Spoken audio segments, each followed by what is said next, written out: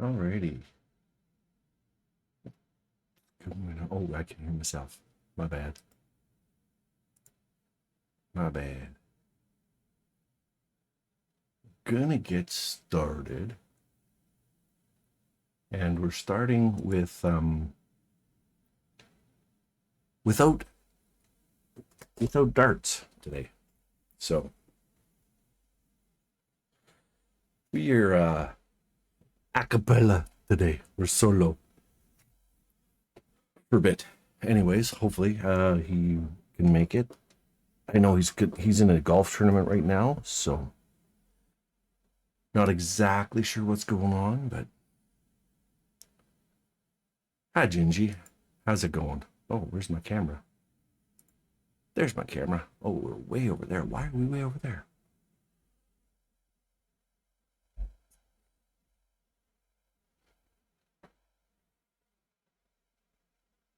We just went crazy somehow. Hey, Shell. So I'm just gonna get a print started here real quick.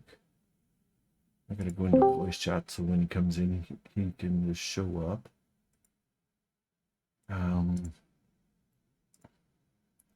Synchronize now.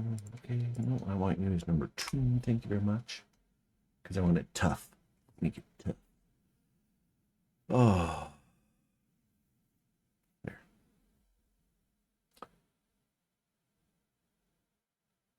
Hopefully my fan doesn't bother anyone. Let's turn it on.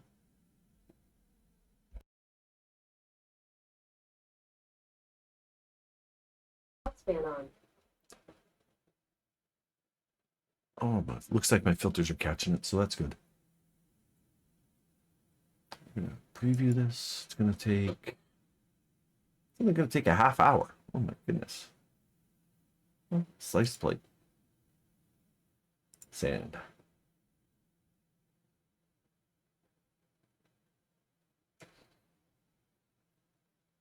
Aurora's cheer practice. Rick'em, rack'em, ruck'em, truck'em. Let's get out and really fight. How's that? Does that work?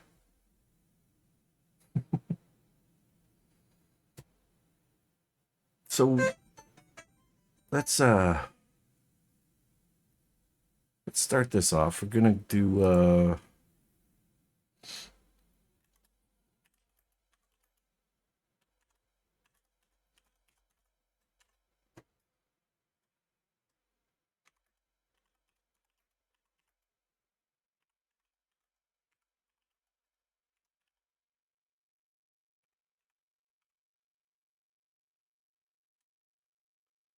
we're just gonna pin that baby. Pin it. Manually unpinned. Thank you very much. we're gonna start it there. We're just gonna do an ask me anything for a bit. Got something you want to know? Got something on your mind?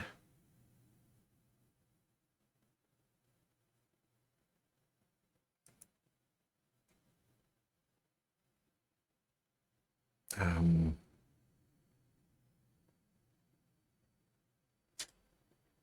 how are the grandkids? Alive? They're fine. They're doing well. They look a little tired. They stayed up a little late last night, so they're in the other room right now. Not sure Mrs. Doe realizes that I went on. I didn't say anything. I just closed my door and went on. What you gonna do? You got to do what you got to do. So I should probably post that I'm live.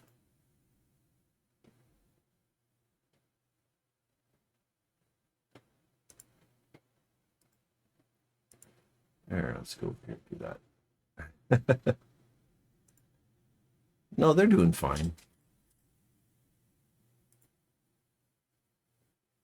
They've been having some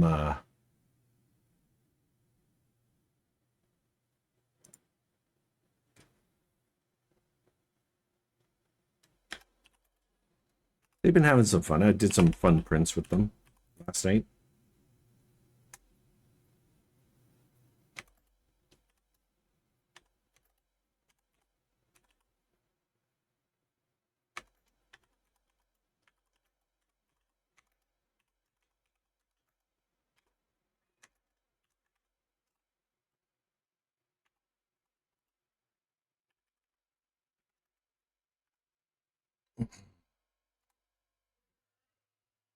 Send now. There we go. Hey, Epic.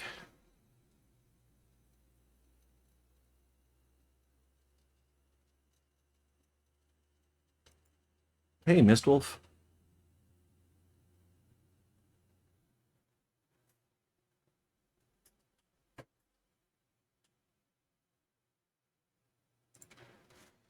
Alrighty. There. So what's new and exciting? Had a little fun last night with the kids. Made them some finger puppets.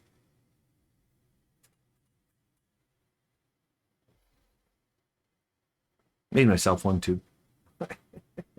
Just because he can. Yeah, they're pretty fun.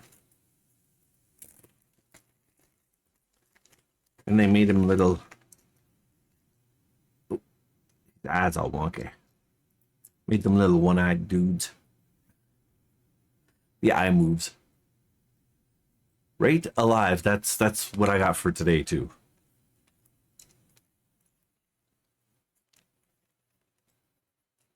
I made them little ones. Oh, let's move his eye back over. There we go.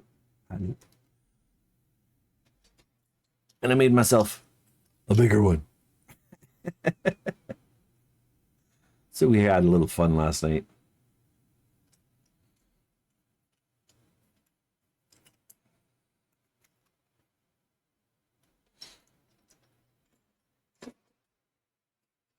I got this dude up beside her. He's ogling her.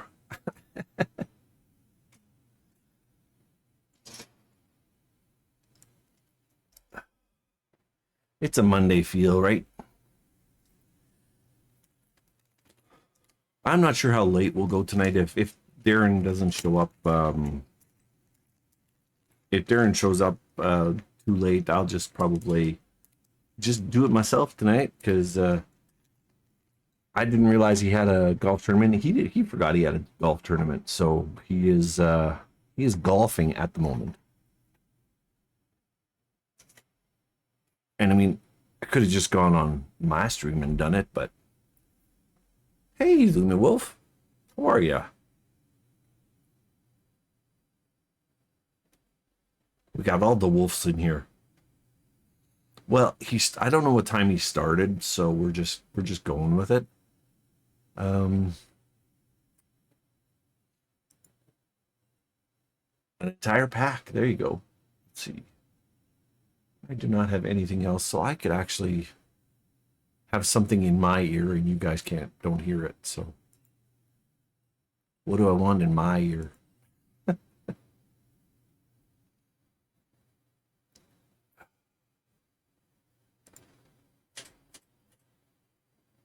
Because it feels kind of dead without anybody talking back at me or anything.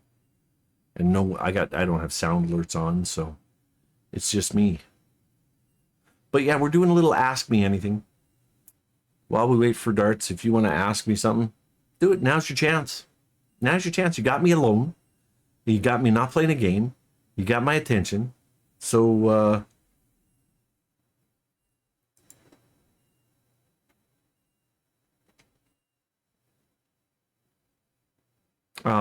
it always hurts.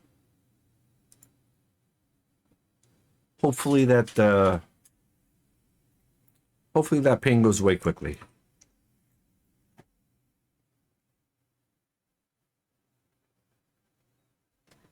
But it is, it's part of the life experience, right? I mean, we all put both ears in.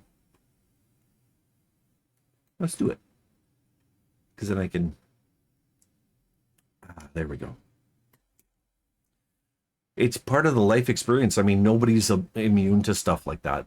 So, how do you like my new Google Mini stand? That's where my Google Mini is now.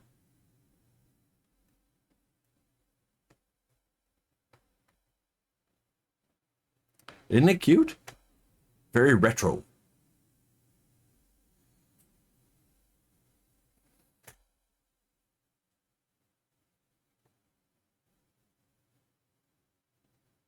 Oh, I can put up what I'm printing too. Let's do that. It's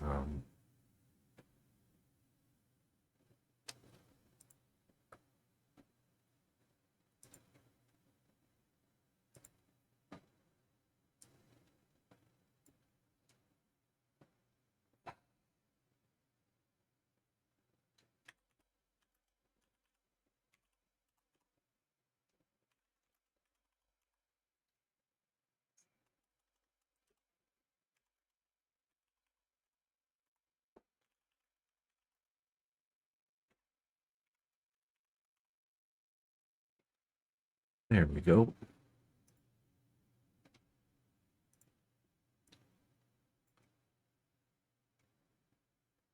So if I start singing, just go with it. Because I got some music going on while the rest of it's dead. Because nobody's asking me anything. What do you want to know? Oh yeah, it's you're gonna have to remember that the what's my favorite color? I guess it really depends because I love this color that's on my wall right here. You can it's kind of a teal, but I'd like a little more blue to it, a little less green, but I tend toward the blue side of things. Although I love red for my truck, so I don't really have a favorite color. I guess it's dependent on what's going on. So, oh no worries, Shell. I get it. You're at cheer practice. Rick'em, rack'em, ruck'em, truck'em. Let's get out and really fight. If I could go on vacation anywhere, I want to go to Greece. I'd love to visit Greece. A little more like this, yeah. So, I have lots of blue in my room right now too, because when you print stuff, you can print it whatever color you like.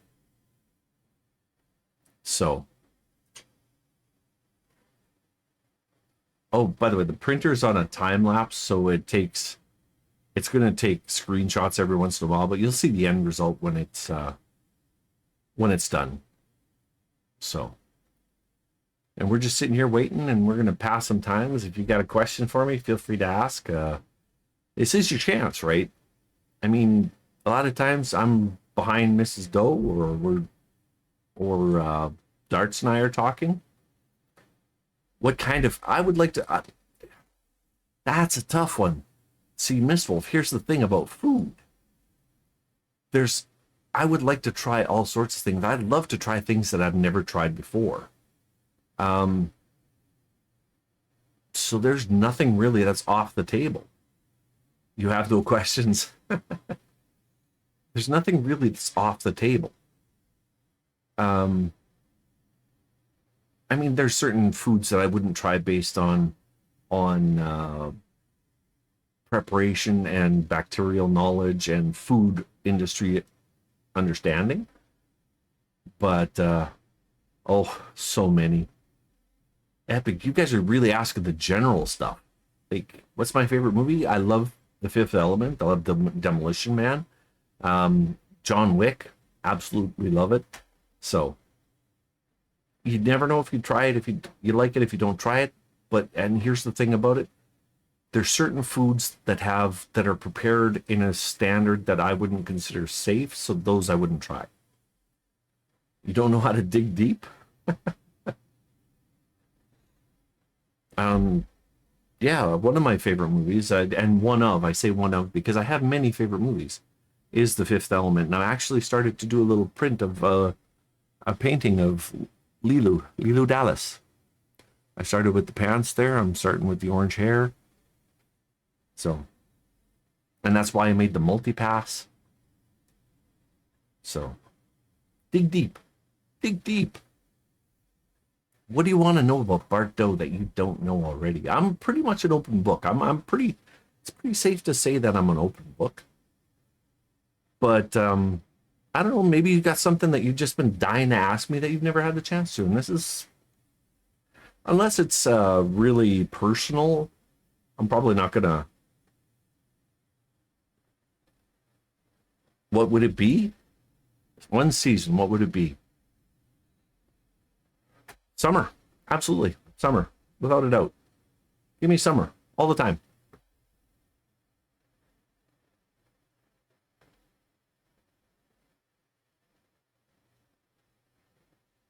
Yeah, they can be slow, Gingy. They can be slow.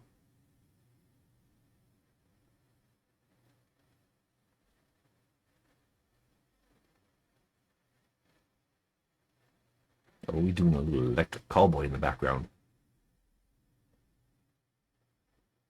Yeah, no. And summer just because of my arm. Like I always loved summer, but I didn't hate winter either because I did a lot of things in winter, especially fall because I was a hunter, right?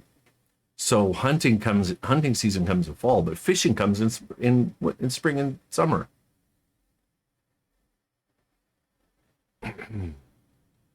It's only about a 5 block walk, so she's okay. But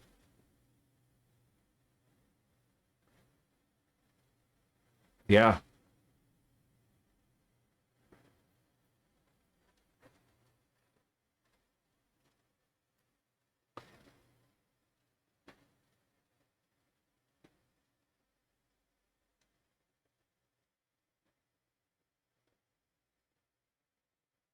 but it's not very often you get me where I'm not paying attention to a game or anything else really.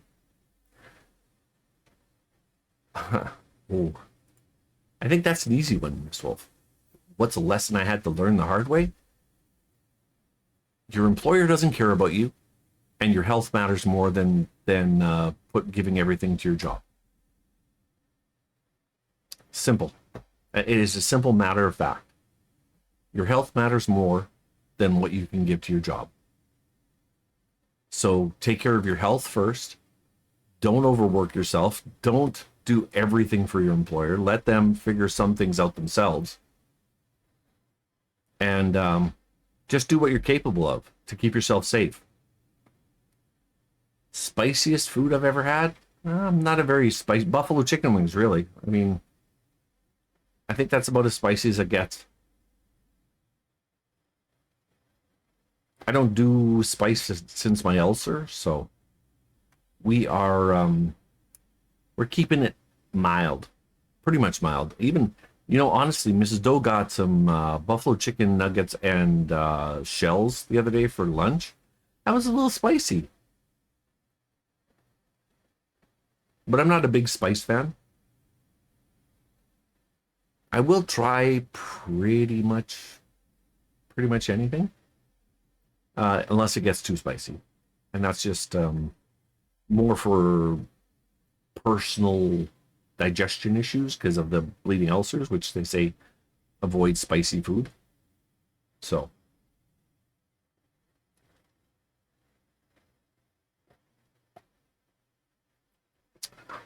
but Miss Wolf comes in with a good one there.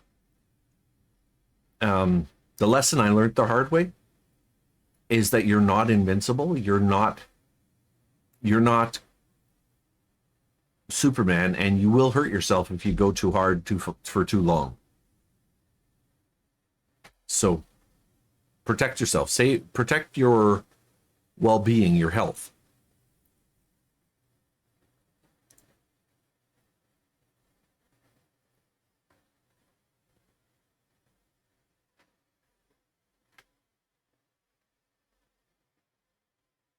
Oh, you're responding to Mrs. Doe real quick. Hey, I'm here until Darts gets here, Darren. Um, we asking me anything right now. So now's your chance to dig deep into Bart Doe. Dig deep. Think hard. What do you want to know?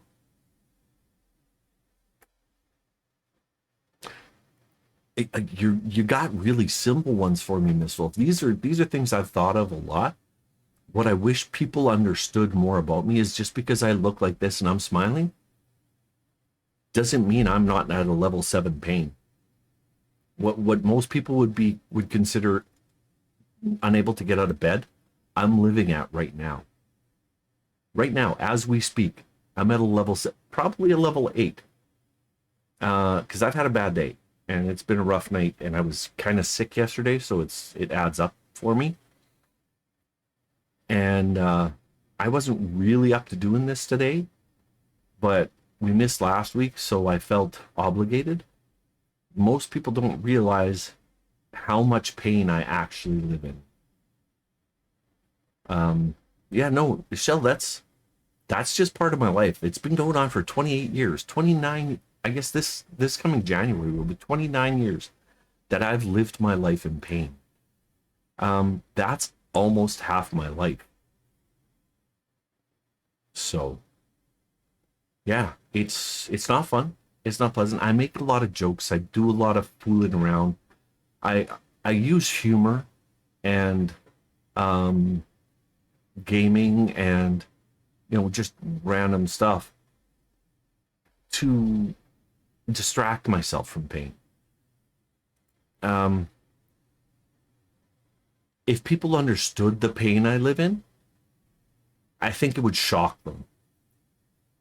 I was I was on upwards of 650 milligrams of morphine, OxyContin, a day to deal with pain before I realized I had to deal with it on my own.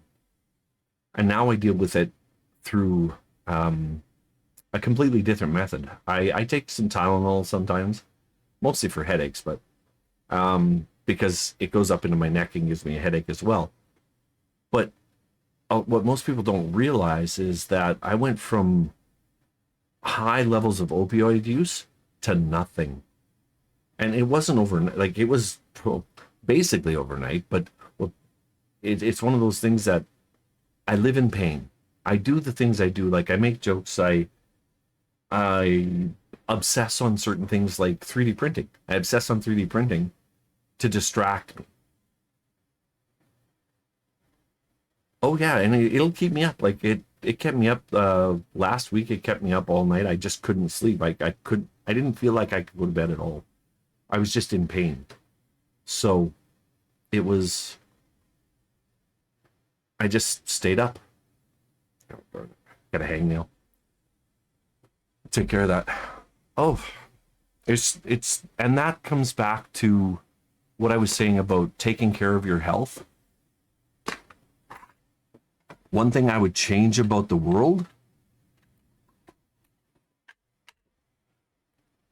I can't answer that one. That one is just impossible to answer because there's not one thing that would cure the world from what we deal with. So um and there's nothing I could change that would help the world become a better place. I mean, I'm hoping that I can give some information, help some people come to conclusions or come to the truth, and that helps the world. I wish there was no. I would take out. I would remove. And we've seen it in movies before how they exaggerate the fact that lying. You take out. Which one was it? It was a Jim Carrey movie. Where he couldn't lie, couldn't tell a lie. So. But I don't think that would be as bad as the movies make it think. Um, I think there'd be extremes, but I think more people would just shut up. Just shut up. Because people would rather lie than just shut up and just move on and do something else and leave somebody alone, right? So there's not one thing that's going to cure the world from the ails I see it has. The only thing that I could see helping is if people would just be more truthful and look for the actual truth, not your truth, because your truth is not the truth. And I actually saw this the other day. Someone was discussing it. How does weather treat me? Oh, that's a good one. I'll get to that one in a second. I saw this just the other day is people like to say live your truth, okay? And there is an objective truth. There's truth, and then there is living what you prefer. It's your preference that you're living. And that's fine. You can live your preference. That's not the truth though. Living in the truth means you accept the truth for what it is, and the truth is actually verifiable and not subjective to what you want, feel, or need, or desire. So if more people would live the truth rather than their truth, I think that would be a good step towards us all being in a more common place where we don't have as many disagreements, arguments, and fights, because your truth is subjective. The truth is objective. So yeah, if more people live by the truth, not their truth. Weather, that's why I said like summer. Summer, even right now, we're getting a low pressure system and I'm hurting for it. Weather hurts me bad, especially in winter, because the cold, I don't know if I've ever explained what I go through, but what I go through is the nerves on my autonomic nervous system, which controls blood flow, swelling, and sweating, have become pain conducting nerves. So I've told you all how I have a heated mouse pad that my arm sits on, right? So and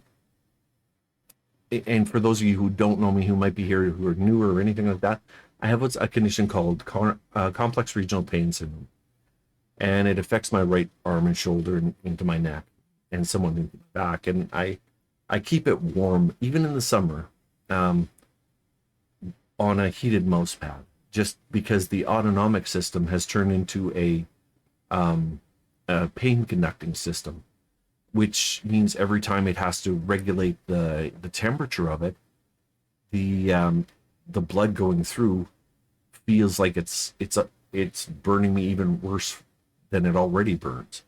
So yeah, I just keep it warm, and then the flames seem to be at a standard. And that's the thing. That's why I don't really get I don't get emotional. I don't get overly invested in some things, and you might notice that. I mean, when Lumi came in and she was saying she was broken up, I feel bad for her, but I can't get too emotionally invested, because emotions and stress also affect the nervous system. So if I seem a little aloof or a little distant sometimes, it's more because I'm protecting my nervous system rather than I don't feel those emotions. So that's a little more in depth than than the weather, but now you know, right? And I think Gingy would be the one who understands that the most now, because we had an issue where she didn't let us know where she was for a while, and I had to learn to let that go.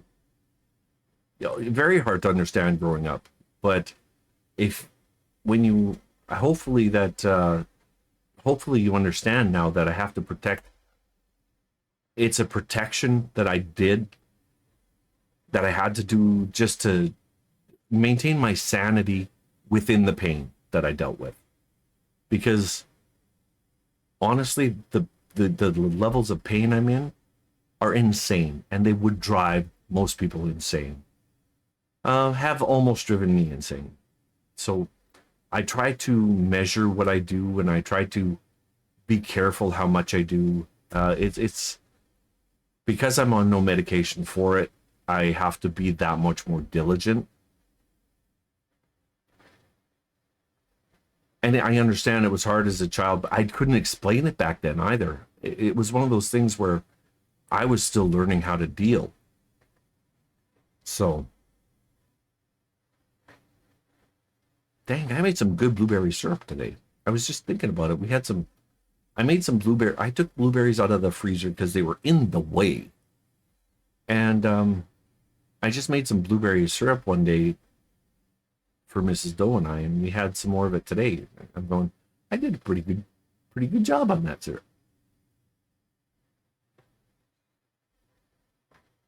So yeah, there's a lot I deal with. And if we're going to go in depth into what I deal with, do feel free to look up complex regional pain syndrome. I'll just I'll type it out for you guys.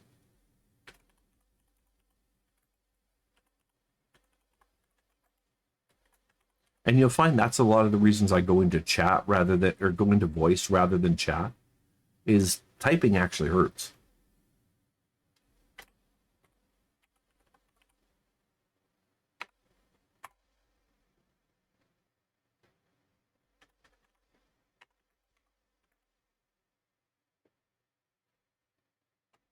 There. So if you want to Google it and find out about it, feel free. Don't be shocked. I handle it much better than most people, even off medication. But that goes to my stubbornness, my sheer. Okay, if there's one thing I have, it's willpower and stubbornness, and they both go together. They're one thing. And I don't think I could live like this without it. So,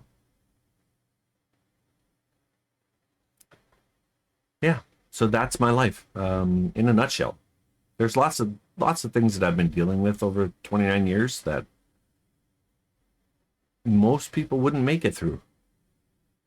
So, and don't feel bad for me. I mean, I'm happy that I've overcome them. I didn't want to have to deal with them. Nobody ever wants to have to deal with crises in their life, and an ongoing crisis. Like, let's be honest. Something I believe now that I didn't believe 5 years ago.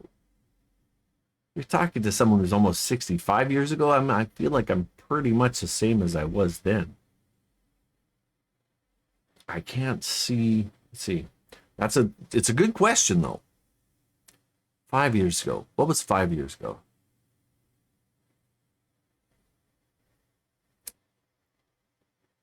5 years was 2021. That was during like COVID issues. And okay, I guess the foremost that comes to mind is that the government is not there for you.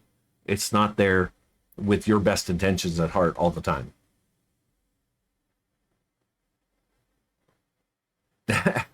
I like the thinky parts though. I like the thinky parts. So yeah, I don't believe the government nearly as much as I did. And honestly, that started almost 10 years ago.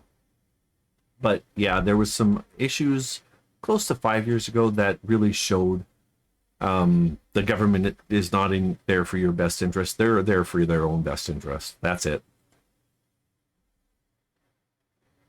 So, but yeah, 5 years ago, I think that'd be about right.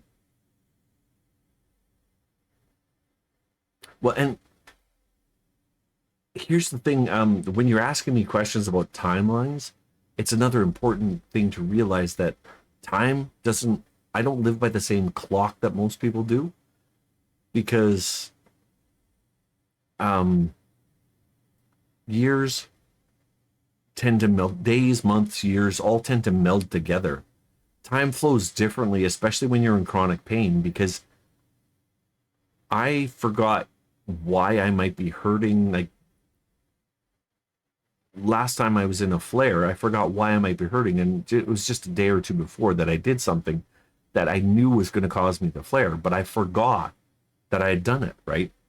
Because I take a lot of stuff and I compartmentalize it, and then it doesn't really have a timeline to it, but a situation to it, if that makes sense. I mean, I understand that time is, again, a subjective measure for most people. It's an objective thing, but a subjective measure, because we understand that when you enjoy something, it goes faster than when you don't enjoy something. So, being that making it subjective. Uh, but when days run into each other and there's not a lot of change from, let's say, the level of pain you're in, it just feels like it's been forever. What the hell? What? I kicked the kids out. Did you get the hint? It's 4 o'clock. Or is it usually 5 we start? I don't know. Maybe I'm early. I don't know. But you're getting me to yourself right now.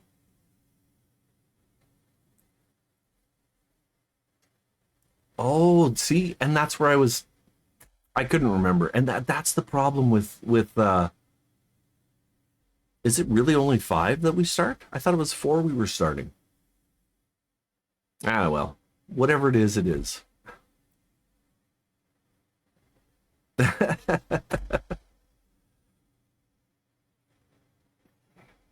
See, and that goes to Miss Wolf. We were talking about time, and what that did was just show you part of the brain fog that comes with pain, chronic pain. Well, have a good night, Gingy, and walk safe tonight. Be aware of your surroundings when you're coming home. Um, so I guess we might have some extra time tonight. Yeah, you get some extra time with me at Bart alone tonight. So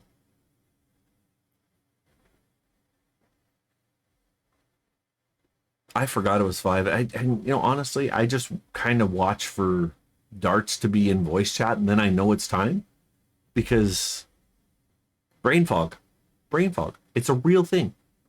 You know, I've recently found some really good chronic pain reels on Facebook that have explained a lot of what I deal with without even realizing I deal with it. And yeah, I keep forgetting about the brain frog.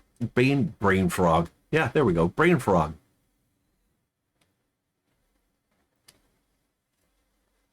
Good. That's no problem. How long has it been? What have we been? Oh yeah, we've been 40 minutes already. But I did post in our Discord just in case. I thought you would get the idea when I ixnayed the kids.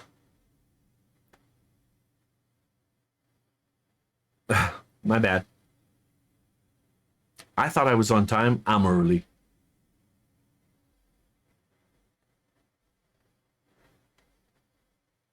We've done some minor stuff like my favorite movies, which I have a lot of them. Um, my favorite color, which is dependent. I'm very wishy. I don't have a solid set on the simple stuff. It doesn't really matter to me. So,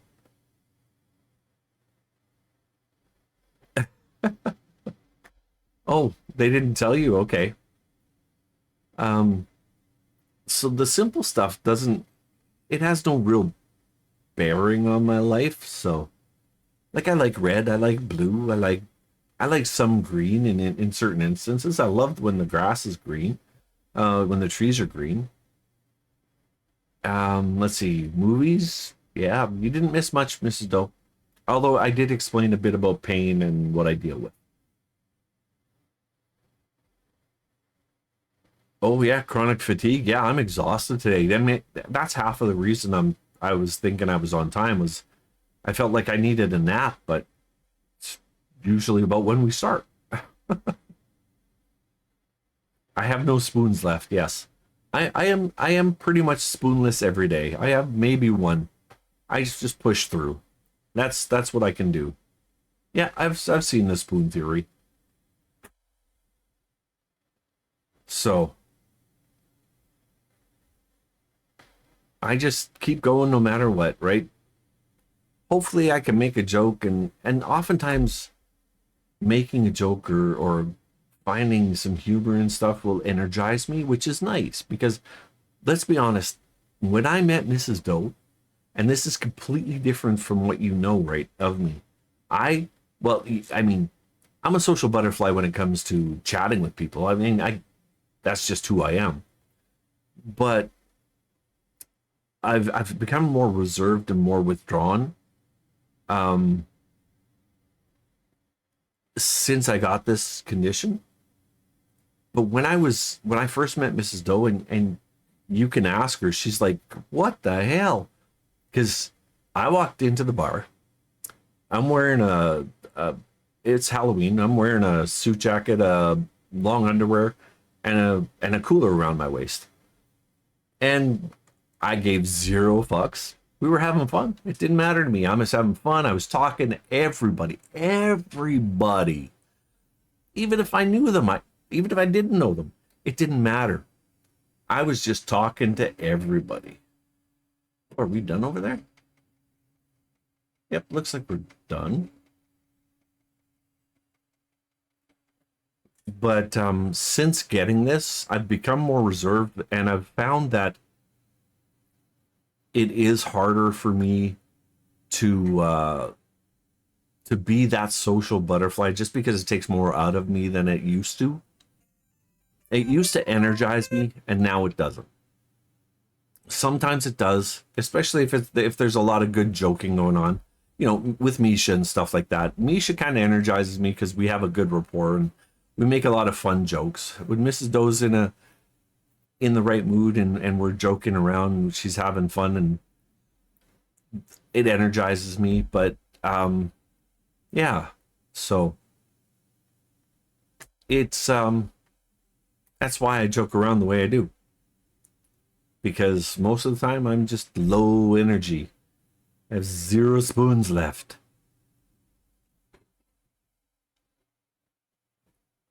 Happy spoons.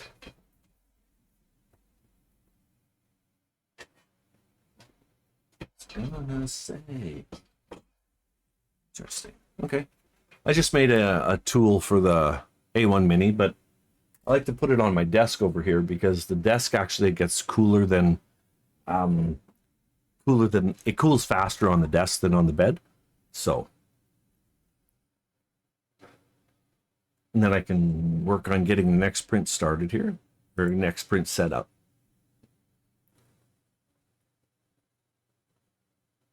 But yeah, so there's not been too much going on, Miss. So you didn't miss that much, really. They didn't get into the deep questions. I'm waiting for the deep questions to come.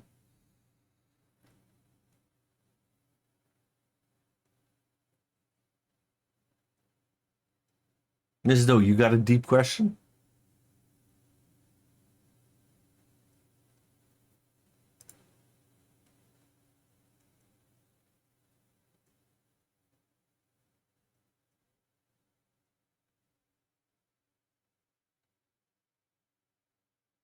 Oh yeah, that's no problem.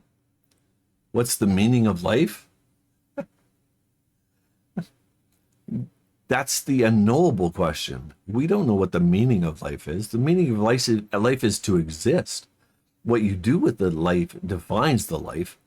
The meaning of life, you know, some people say to have fun. Um, I don't know what the meaning of life is. For each of us, it might be different. It might be a subjective thing. I uh, I like to have fun, but does that mean that's the meaning of life? What is the meaning to your life? The meaning to my life is my kids, my grandkids, um, my kids, my grandkids, and that's why I push through what I do. Right? The meaning to my life is them, my wife, my grandkids, my kids. So, what is the meaning to your life? 42 for me. Well, it is a derivative of seven, but so the answer is always seven with me.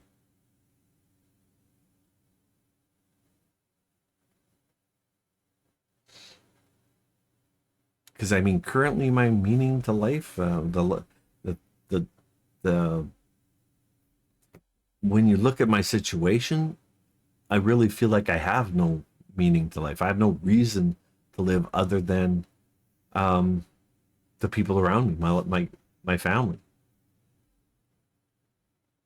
You know, because they're the ones that keep me grounded. So they give my life meaning.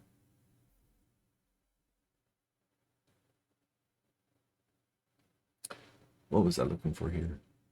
I wish I could answer the meaning. What is the meaning to life? But I don't have the answer.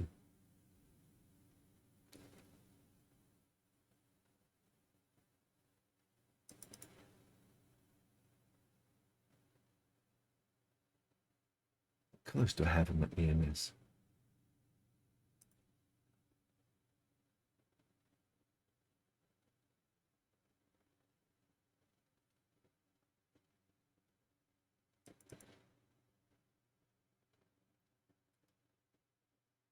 I think I wanted to try to at one point go back to school and get a degree in a psychological aspect of helping people deal with chronic pain. And despite the fact that I never actually did go to school and do that, um, I think I could still manage to do that. I think I could manage to help people just from my years of experience. And I'd like to do that, but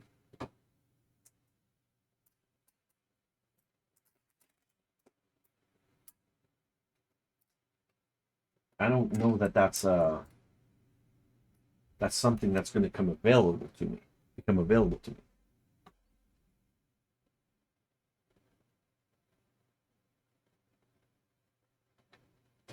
Yeah. See, and here's the thing.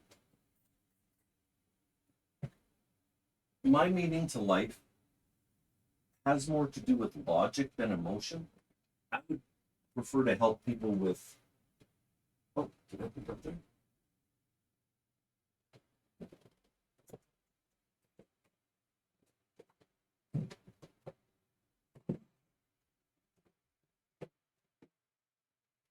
With logic and rationale, leaving emotion out of it if I can. And again, simply because emotion can be a catalyst for so many. And I'm sorry if you can't hear me really well. I'm trying to talk a little louder. Emotionality can be a catalyst for stress, for pain, for so many things. So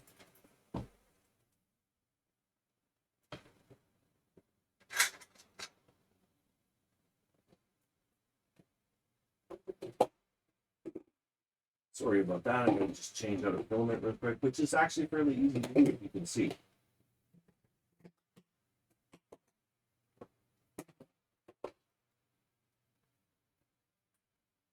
Which is the one thing I love about the bamboo AMS. Changing out a filament is super easy.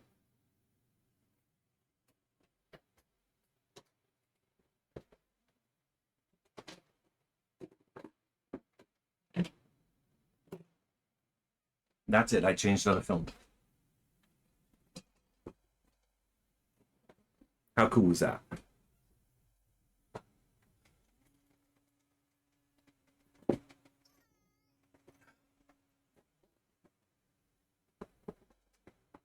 So yeah, it's you know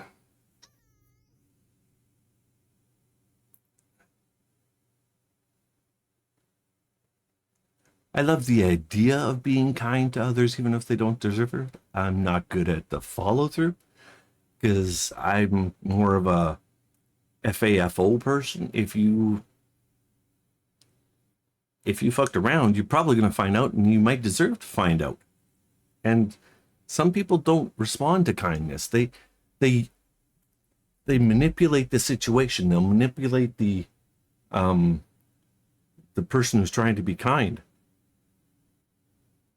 I am not always kind. No, I do believe that sometimes people need a kick in the ass.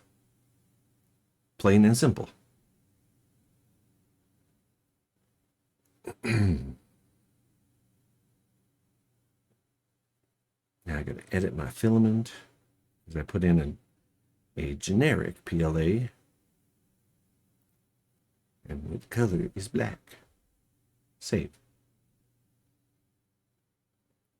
Sometimes tough love is needed, right? There we go.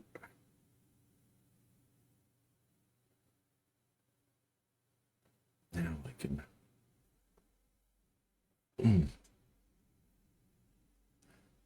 You know, I try to give people the benefit of the doubt, Mrs. Doe. I do.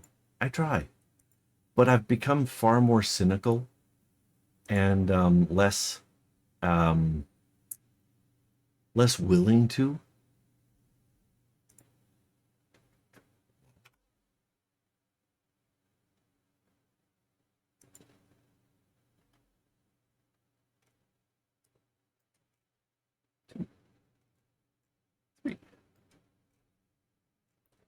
All right, let's get that out of the way. Bring. No, that's not what I want up there. This is what I want up there. Oops.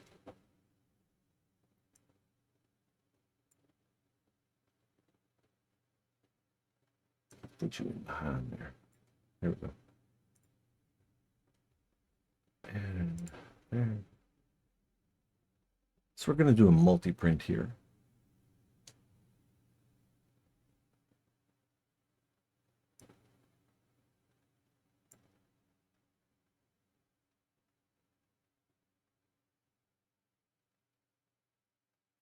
$2. Okay. Let's print that plate.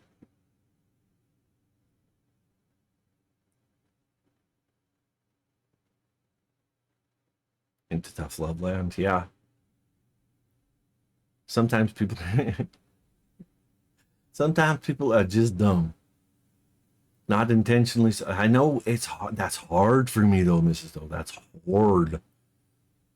It's hard because I'm not one who, okay, for those of you who don't know, Mrs. Doe believes that I am an exceptional person, that I'm not average.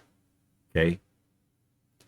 I feel like I'm average. If I know it, everybody should know it. Everybody should be able to do what I do.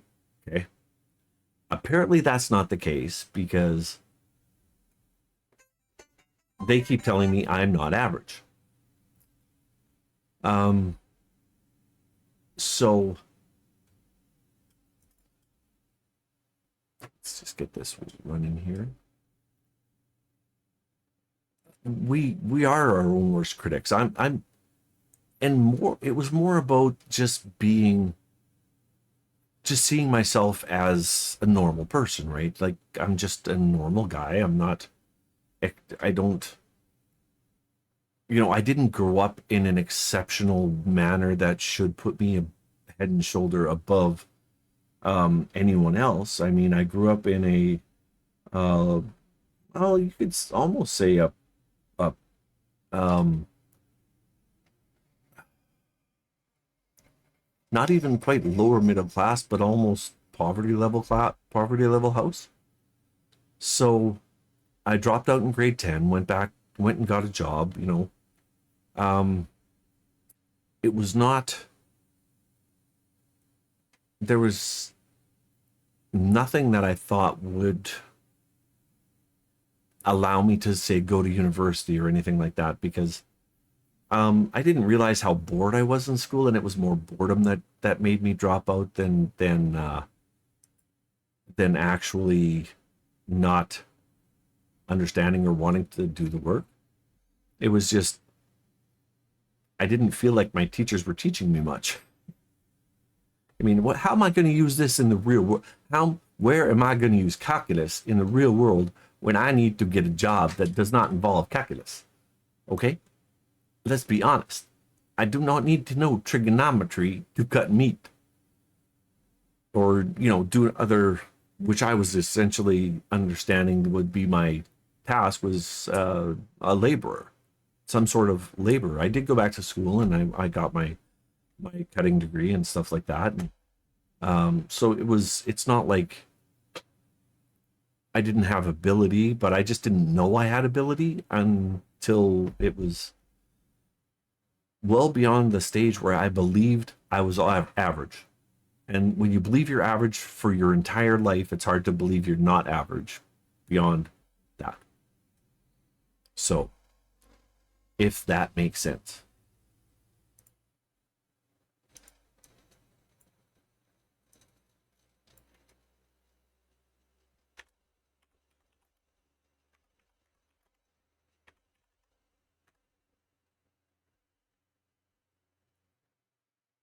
But yeah, I do criticize.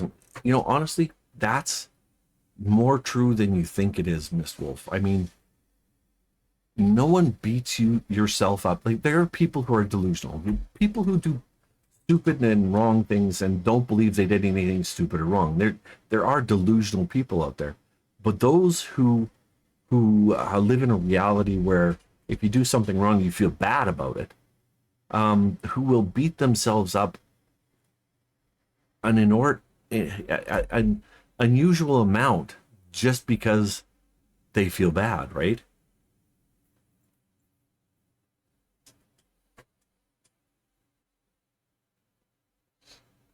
I'm sometimes delusional. Nah, I like to play delusional. I just play one on TV.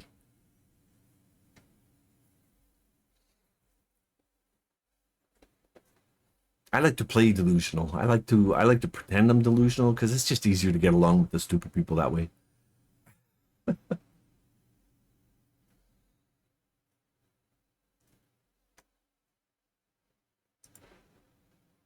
But yeah, it's one of those things where, as much as sometimes we overestimate ourselves. I don't think I've ever done that. I think I've always underestimated, which is to my own detriment. It's a failing of living at best mediocrity around you. So, um, yeah, things could have been different, but they weren't. That's just the way it is. It's one of the failings of life. I mean, there are people who get those exceptional experiences and advantages just being in the right place at the right time. There was no right place or right time for me, so it is what it is. So I believe that working hard and going that extra effort for whoever was my employer was the right thing. And when I got injured, I realized how bad an employer can treat you, which is why I say um, protect your health. No, no, it didn't. Protect your health and over top of doing anything for your employer. Your health has to come first. That's my words of wisdom, and that's just from what I've lived. Because yeah, we never expected things to be the way they are. Because I mean, okay, no, hey, we're open forum right now.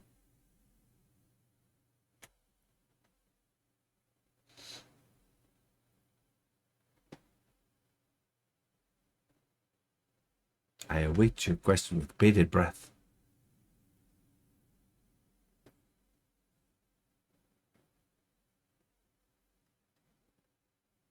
And that's honestly, Mrs. Doe, that's the key right there. The employer, no matter how small or how big, will always treat their best interest first over the employees. Even if they're benevolent enough to help you out when you're in a bad situation, they expect that they'll get something. There's a cost benefit analysis they do that they'll get something back in return, right? So it's very accurate. Yeah, it's the alarm never shuts off in one part of my body. Yeah, it's a constant flight or flight response going on in one side of my body. That's completely accurate. Yeah.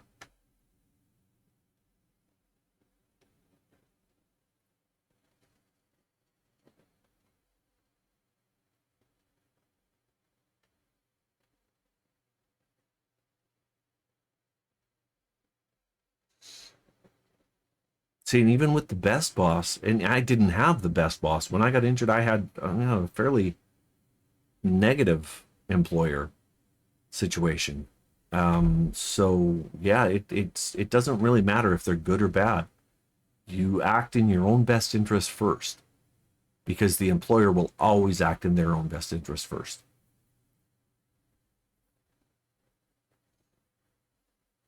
Yeah, yeah. Just never shuts off. There's always alarm bells going on over here.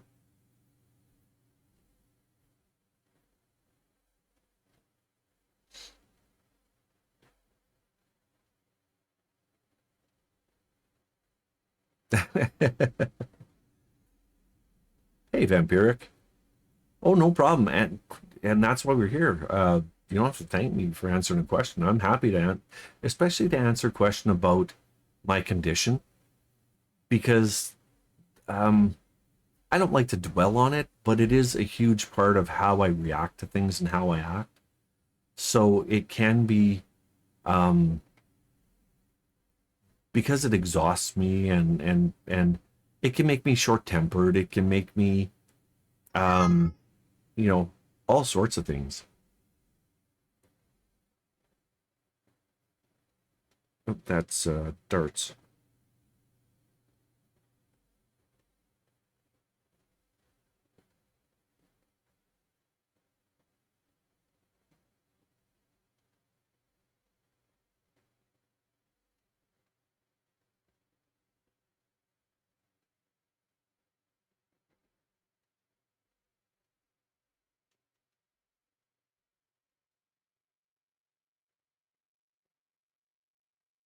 Just letting them know what's going on. They are still an hour out after supper, so they might not be here for very long afterwards.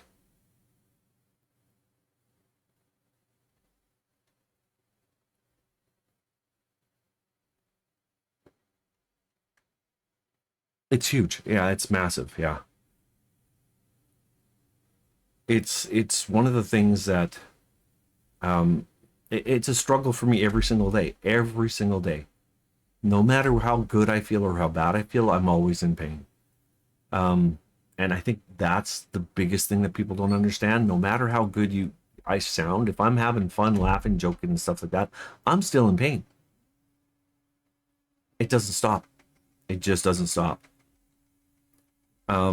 If I get a little short, um, it's probably because I'm starting to lose all my spoons. Um, Sometimes I just gotta step back and take care of me. I hate to do it sometimes. Like last night, I had to go have a little rest. I just had to. I couldn't manage, so I did. And it's I try not to because I like to be there for Mrs. Doe and Mrs. O'Stream, but it is what it is. You gotta do what you gotta do. Oh yeah, no, feel free. Ask away.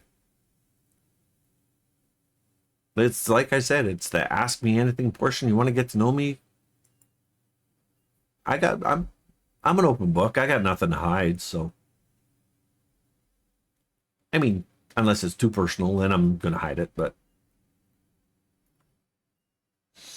yeah, it's I moved this to talk shows and podcasts too instead of just chatting. This is kind of a just chatting. I should probably put it just chatting for this.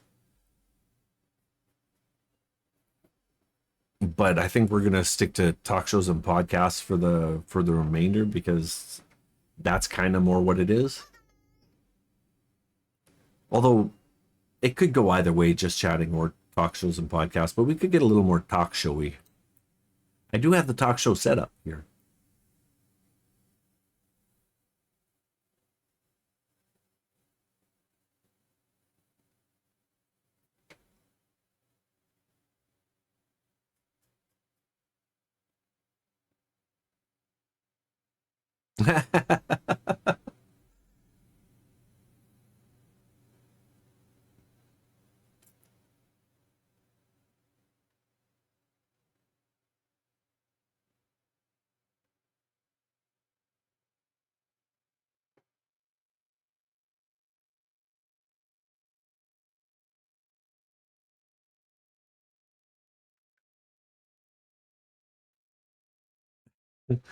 See, he's asking me questions.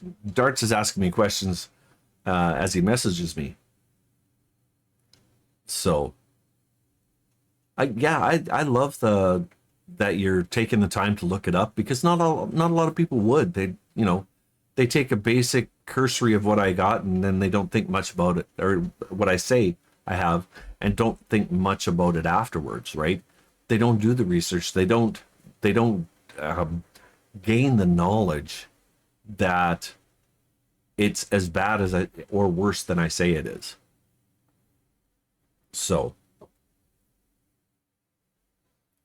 and it's not that I'm trying to exaggerate, because I play it off as pretty low key, because I can force myself to smile, right? So, but I usually am doing more than just this, just talking. So I've got some music in my ears too, because I'm trying to distract from the pain by doing multiple things at once. Oh yeah, that's a huge thing. I've even had people say that to me in real life, in my face. You don't look sick. Yeah, I know. It's fun, right? When you don't understand what someone's going through, and you look on the outside, it really shows how little you care, right? I mean, it's why I don't stream very often, just myself, because between this stream and Mrs. Doe's stream, and spending time with Misha and Gingy, I wear myself out. I just don't have the spoons to stream for myself. What's the weirdest thing I believed as a kid? Well, I don't know. I believed anything weird. What I wanted to believe, I wanted to believe in cryptozoology. I really, I want there to be a Sasquatch. I want there to be all these cryptozoological creatures out there. I want there to be this secret um, existence of creatures. So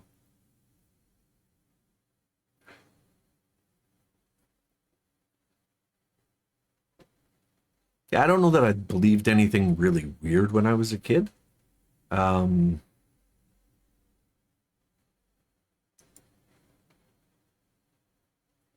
it's the weirdest thing I believed as a kid. No, because I've always been, even as a child, I was very logical. By the time I was like 8 years old, they had showed us what smoking does to your lungs in school, and at that point, at 8 years old, I'm trying to get my parents to quit smoking, because it doesn't make sense to me that they would do this to themselves, right? So, right from, I was very logical right from a young age, which is why I never started smoking. Not once, not one cigarette, period, ever.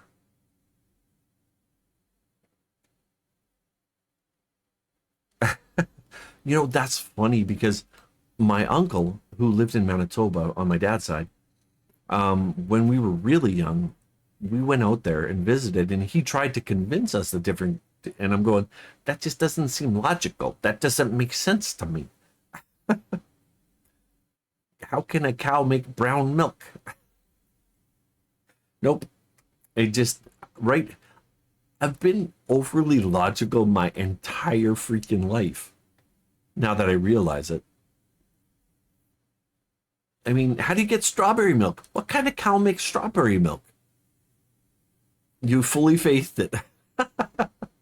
Yeah, no, I wanted to believe in certain things, but I knew they weren't such a thing. Like, I mean, do I believe in Sasquatch? Well, I'm still on the fence a little bit. I'd like to, but no, I really don't. Santa existed, so I knew right from a young age that Santa didn't really exist. I was just happy to get the toys. Like, way before my parents or anybody else told me.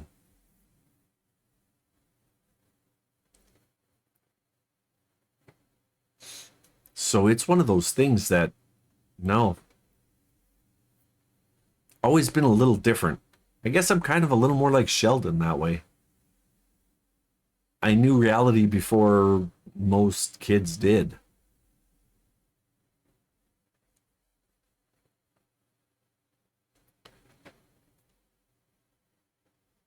You weren't always the brightest bulb in the box. I didn't want to be the brightest bulb in the box, so you just do what you got to do to get along sometimes. Hopefully you don't make everybody look too stupid. Because honestly, teachers don't like that. Teachers don't.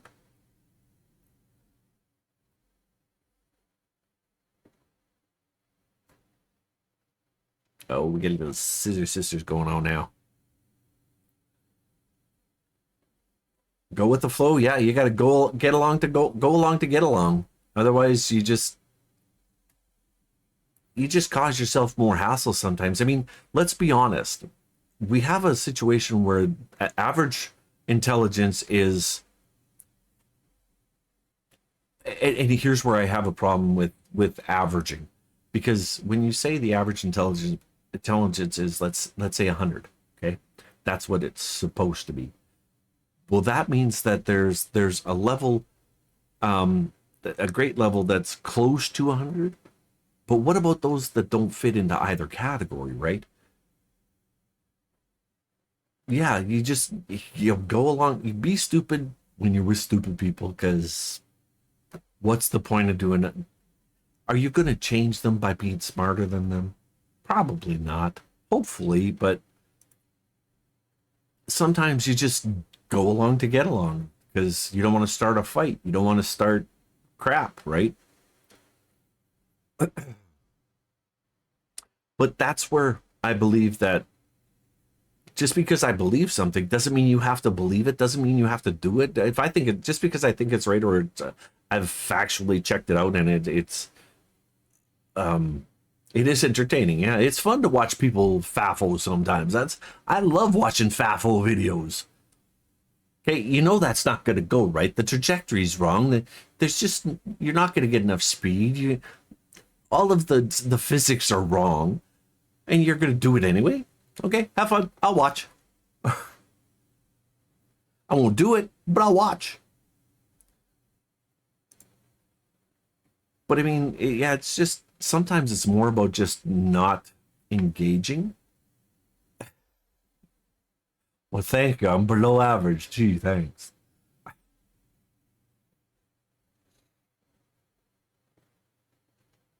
Asked a really stupid question. Oh, God. I'm curious. What's the picture?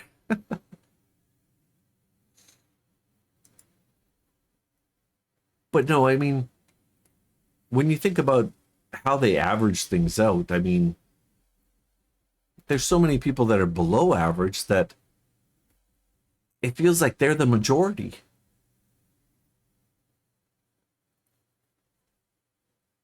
Where are you going to send it, Miss Wolf?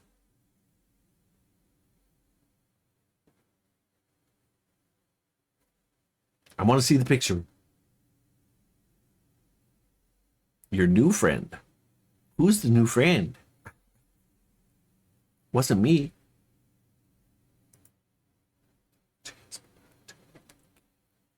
Oh, it's in memes. Okay. Memes we go.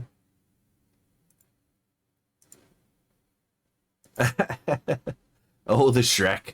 Oh, the Shrek. Like, what the hell?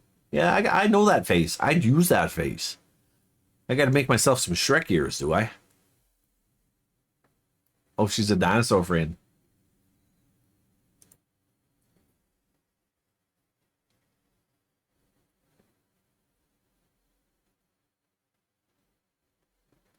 Yep.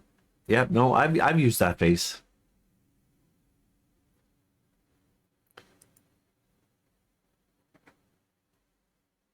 Well, come on, people. We got like an hour and a half yet to fill, so let's talk about stuff. Let's get into something. I mean, Darren asked a question. He asked a question that I said, no, wait, bring that with you, because I'll answer it here.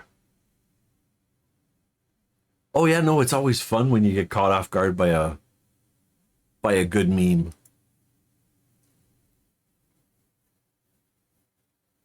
I sent I sent our son a couple memes on his birthday.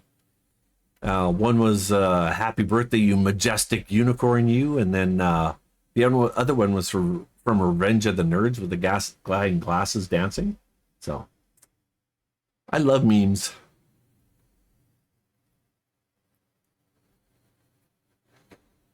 Okay, Miss Wolf's the only one talking here, people. Who else got a question? Anybody? Give me a question.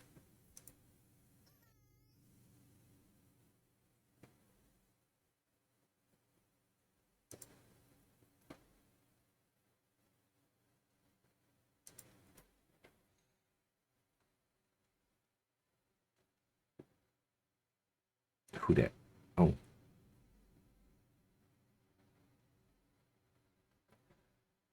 that was.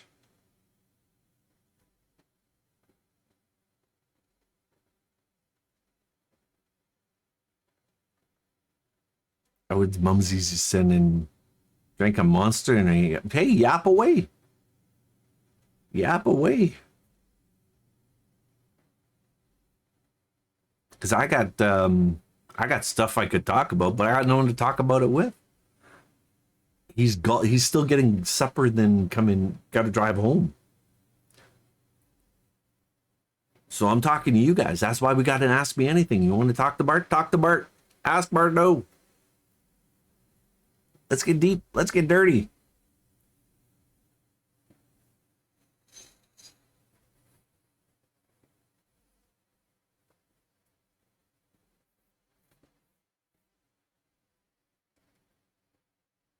Oh, Mistwolf. Did you get to see these yesterday?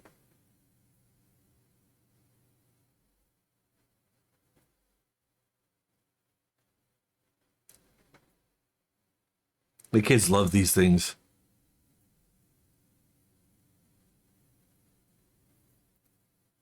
So that's the kind of stuff I've been 3D printing yesterday. So I go to the store today. To pick up a bottle of pop. I wanted a bottle, specifically a bottle. I wanted a glass bottle with a cap because I printed a cap popper. And I'm going, well, I kind of need to try it before I decide if it's worthwhile or anything like that, before I decide it's a worthwhile print.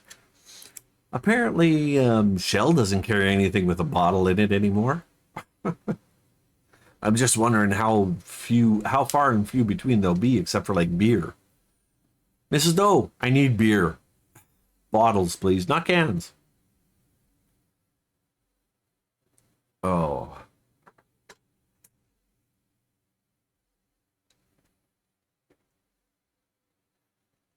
Get your own. Okay, I'll be back later, guys.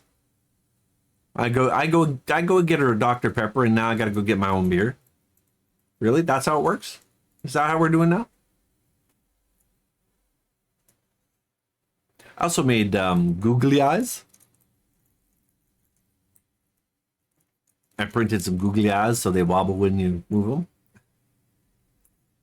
Got to figure out where to put them. Somewhere that moves quite often.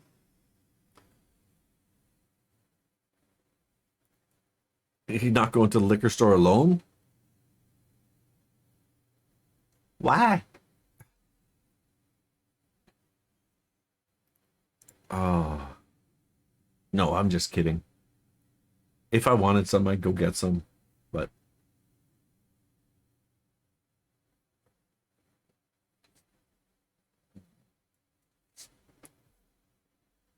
because weirdos and drunks hang out there? Oh, okay.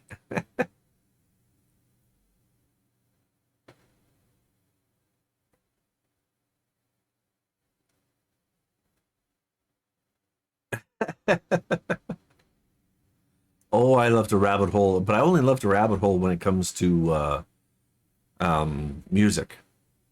Otherwise, it's just you go so off the rails sometimes.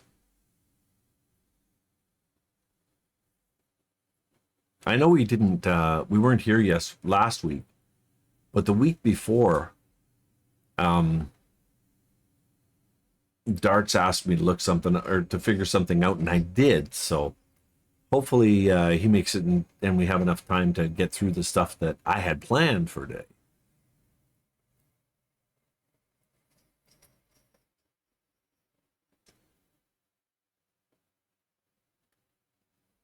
What was I doing here? Oh, I remember what I was doing.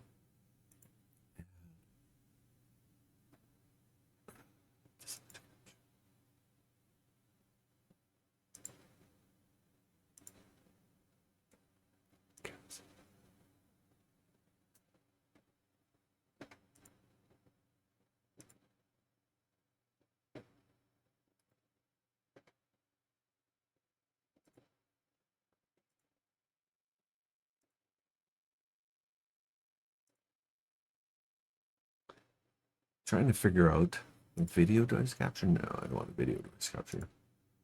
Window capture? No, I don't want. Application? Add new application capture.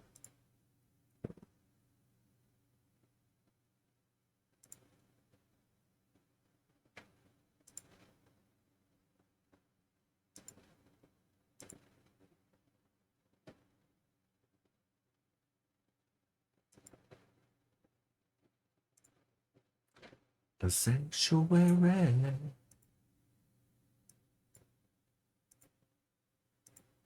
That didn't seem to work.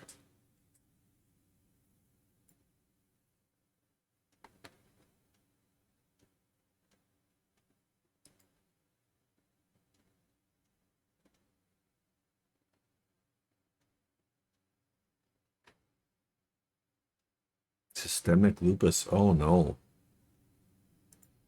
That would suck.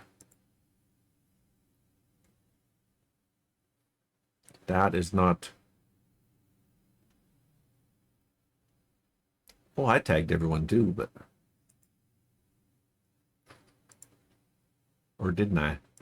Oh, live now. Rita Gray's Matter. Oh, I didn't realize that.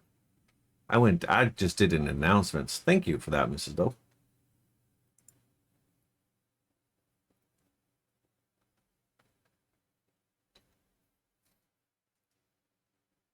Well, that's at least it's manageable, right?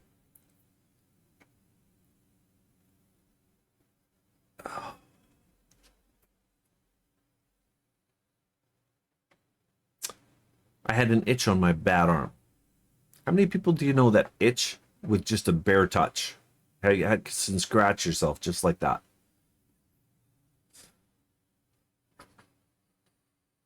Well, of course you do. It's not something, any type of cancer situation like that is not worth messing around with. You have to be careful. I had a friend.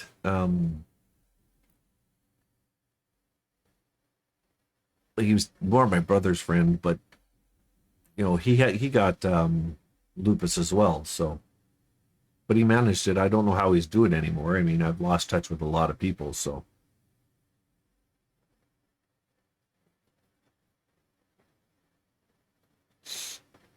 but he was managing fairly well. So,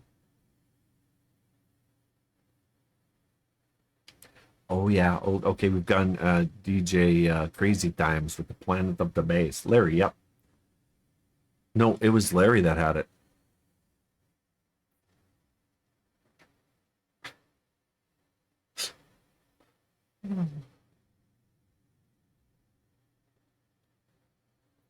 Oh yeah, very long time. I love translated songs.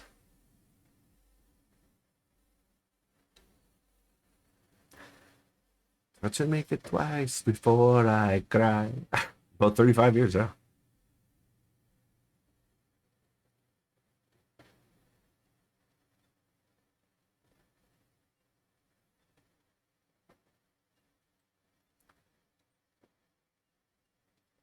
So I'm just gonna sit here and dance until you guys start asking me questions. And you can't even hear the music, so suck it.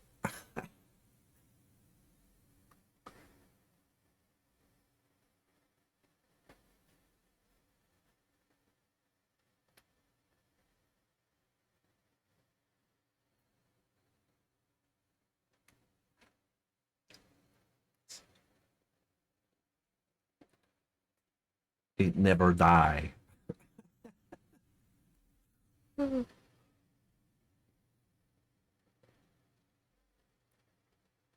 We're just here dancing. That's all. That's it. Dancing and printing. All of the dream.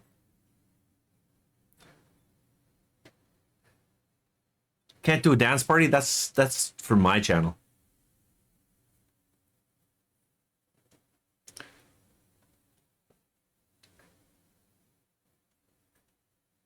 Although we had a little dance party last night too with the kids. I was having a dance party while I was playing a game, so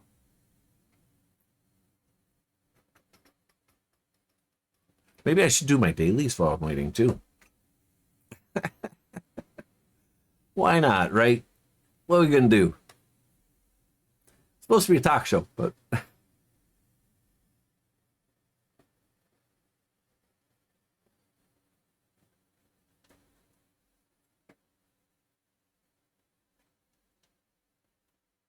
ooh, yeah, that's brutal.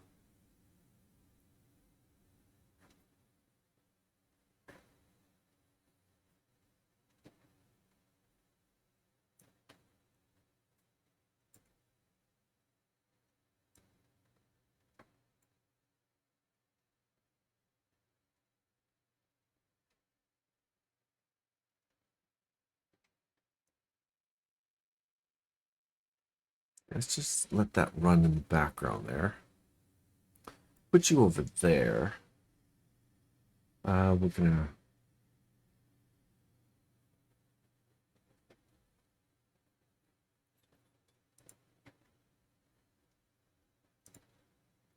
Nope, not that one.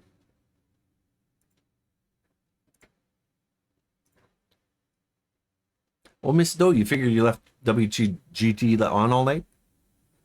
Happiness is something you find or something you build? Okay. I think it's a combination of both, personally. I think you can find happiness, but you have to build it to keep it. Because you can't just expect happiness to come to you. You have to be a participation in that happiness.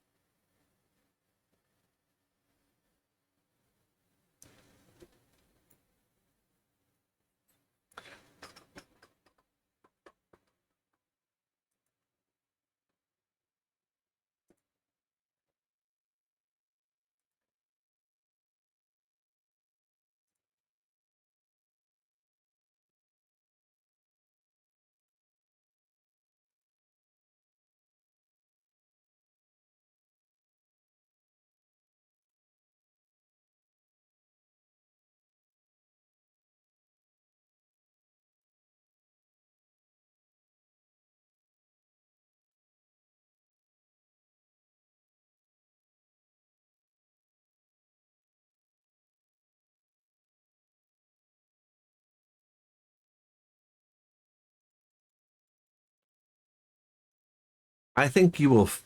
Certain things can help you find it, but I think yeah, essentially you have to build it by being an active participant in finding it. So, oh hello, bunny. We're just gonna waste some time here with the little Heartopia on the bottom. Get out of the way, cat.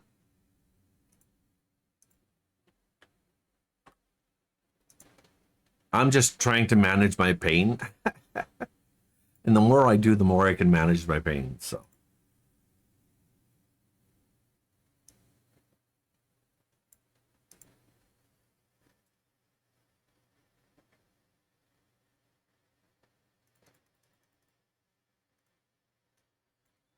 See, but I think you've limited. Oh, pet a cat 3 times. Good, thanks.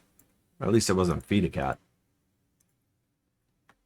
Um, one of the things I hate about questions like that, yeah, and you look at the little things and you build on those little things. Where'd you go, you dummy? Oh, you ran over there. You've got to build from the little things you find and make them tangible. So find the happy feels and keep working on them, you know, because you got to build your happiness where you can find it.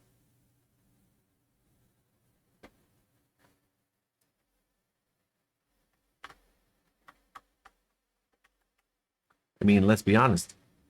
3D printing makes me happy. I'm building as we speak.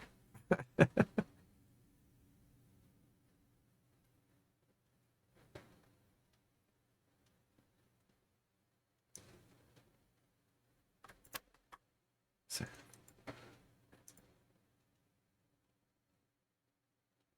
And that's, yeah, see, and you're building right there. I've found that painting makes me happy too. Despite the pain it gives me, it still makes me happy. So I've been trying to do more of that too.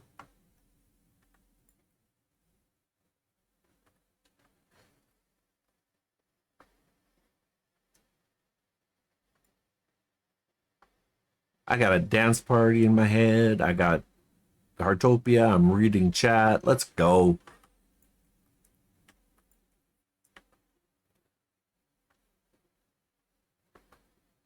Still waiting to ask me anything.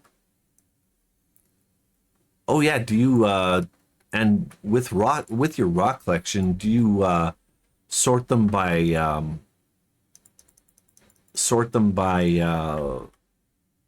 type of rock they are? Or just by color or by what do you how do you do it?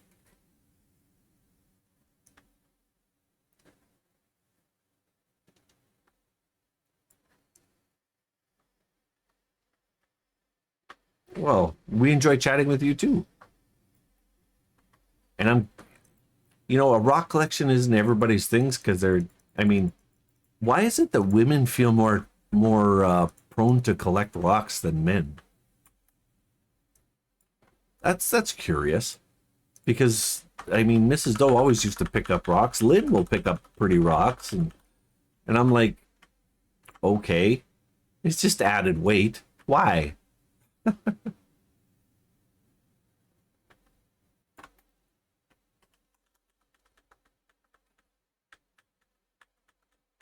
Your crow's on the inside. It's just a curiosity, right? Because it is. I do find that a lot of times it's primarily women that will collect rocks and stuff. I like shiny too. Look, I got lots of shiny up above, but it's all metal. So,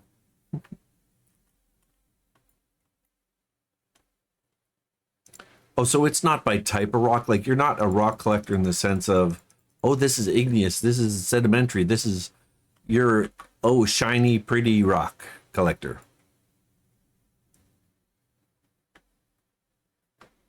Oh, okay, I see, Mrs. Doe. But then you always were looking for them too. So you're a more visual rock collector rather than a geological rock collector.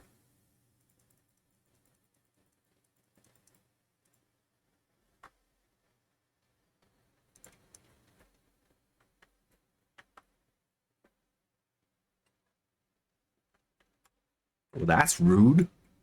Who would steal and break your rocks? I have.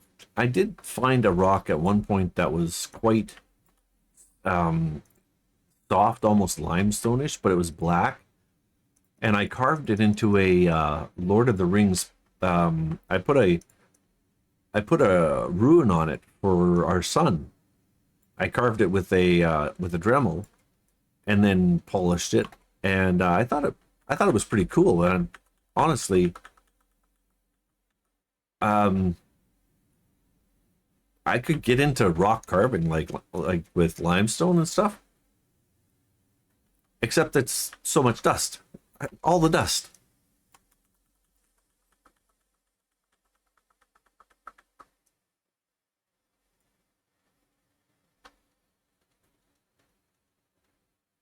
Yeah, so it's not about the type of rock; it's about the look and texture and stuff. Yeah. Here I was thinking you were looking for specific forms of rocks like sedimentary, igneous. You don't have any volcanic, but wouldn't that be a joy to find? Ooh, a volcanic rock in this area.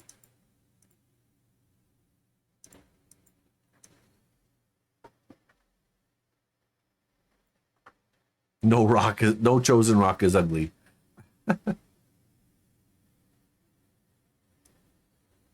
What the hell? Um, you know they have a stone tumbler that you can polish them with, right? I don't think they're that pricey either on Amazon. And you just get a rock tumbler and it takes all that off.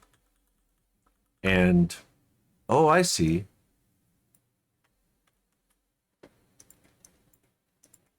And then you get some really nice rocks out of it.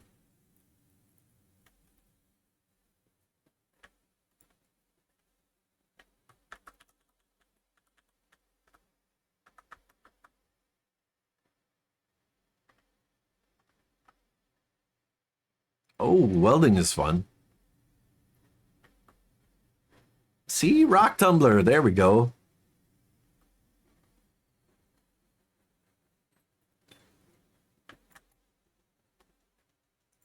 I have a general idea of how to weld.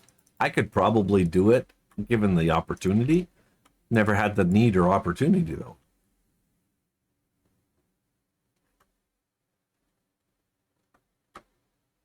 It's funny because I've actually looked into how to weld, even though I've never needed to weld. I was just curious, so I went and deep dived it.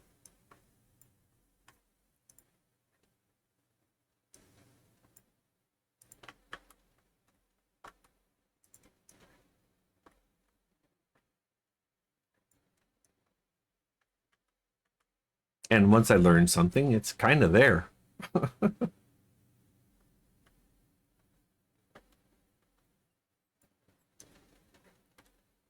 I think welding would be fun, especially if it's for an art project.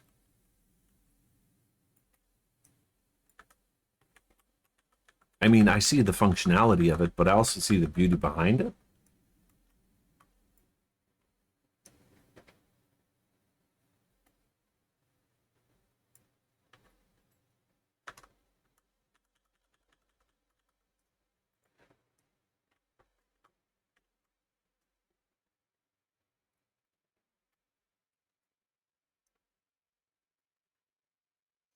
It is a great skill to have, yeah.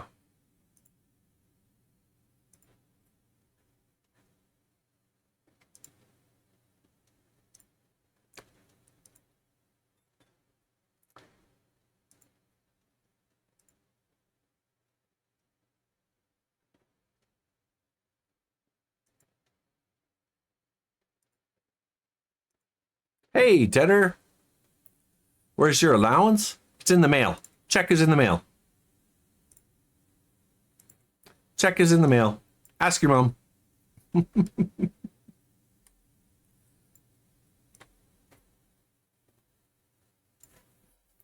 How you doing today, Tedder?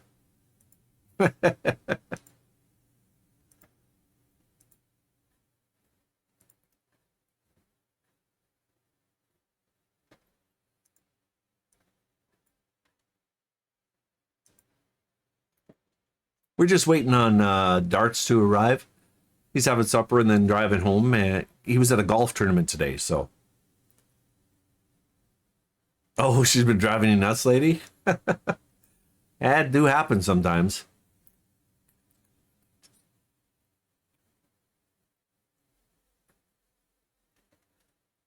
So we're just spending time. I'm having a little dance party in my head, doing a little ask me anything.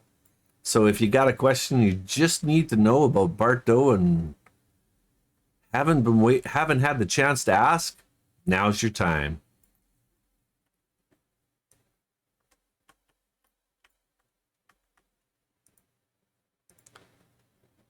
So we're doing that while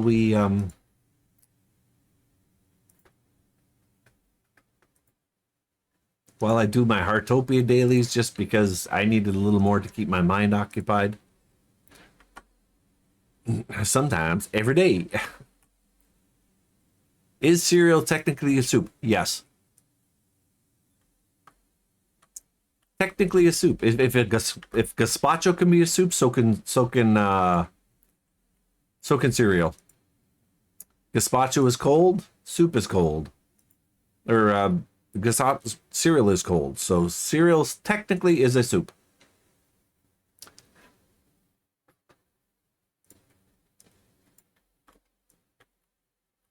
See? See, some answers I'm very definitive on.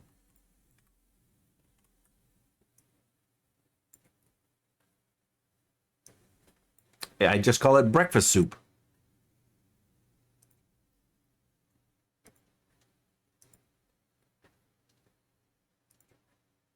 I think I've actually said that to Mrs. Doe. I'm having a little breakfast soup.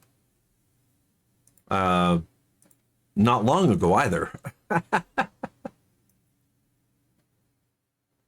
So yeah, there you go. That is that is subjective, not objective. Breakfast soup, yep.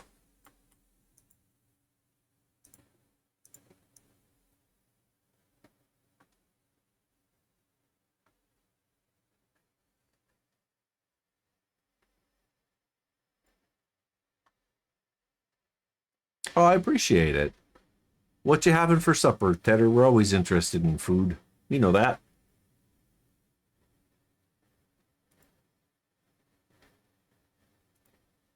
Oh, do I need a nice dress? Anybody? Oh, I definitely do the black. Oh, it's too many stars.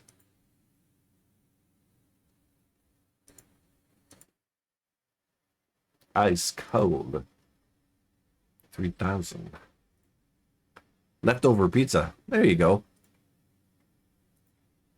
Always good to have leftover pizza.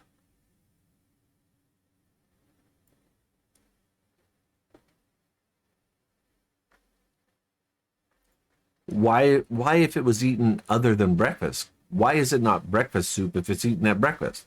You could eat gazpacho for breakfast, and hell, you could have mushroom soup for breakfast if you wanted. It would still be soup, wouldn't it? Hence, cereal being a liquid with things added to it, just like a soup, is breakfast soup.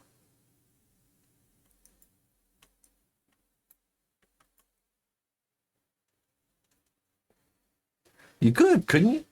Have mushroom soup for breakfast if you wanted.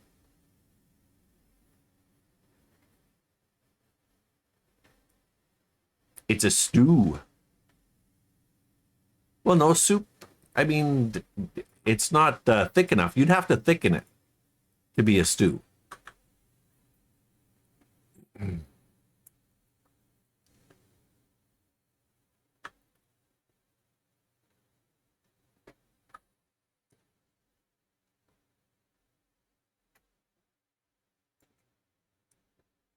You know, I went out to get that get the bottle so I could test my print, and it was raining out. Like it was starting to rain outside, but now there's not much for rain out. And what makes this love the exception? Why are we so in denial when you know you're not happy here? Thick cereal, never mind, pass. See? No, you don't want thick cereal. Thick cereal would be disgusting. That means you've been using sour cream instead of milk, and nobody goes that way.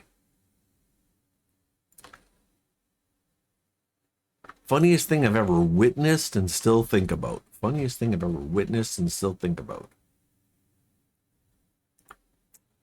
That's a good question.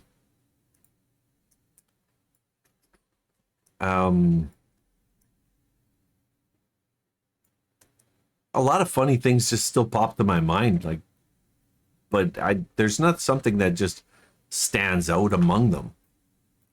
So I can't really answer that one. I mean, I guess, okay, if I'm thinking about it, watching my son and his best friend run down the street in -50 weather is still one of the funniest things on New Year's. It's still one of the funniest things I've seen. And think about, uh-oh, shake it, shake it. Yep, these two boys, these two teenagers, like early teenagers, -50 degrees, literally 50 degrees Celsius.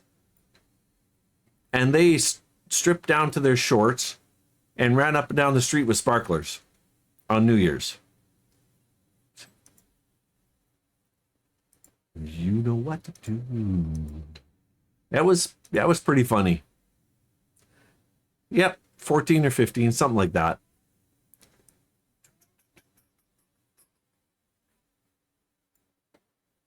That's one of the funniest things I've seen.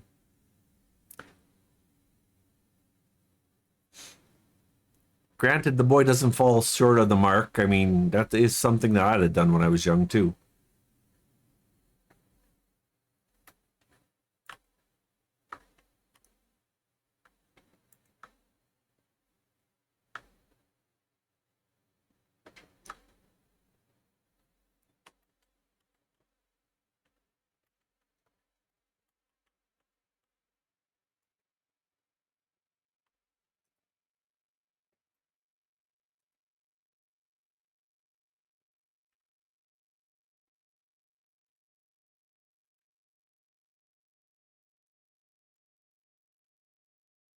Yours are all terrible.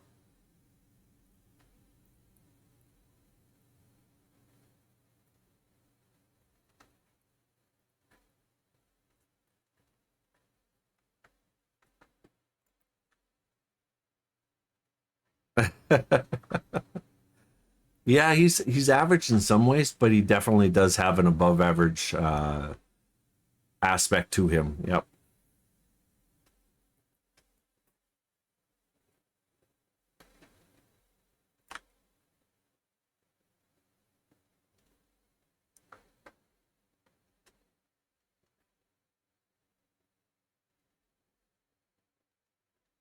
I really want to be like him. I want to be with him.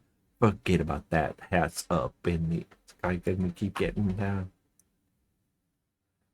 Oh yeah, we got Electric Callboy going on.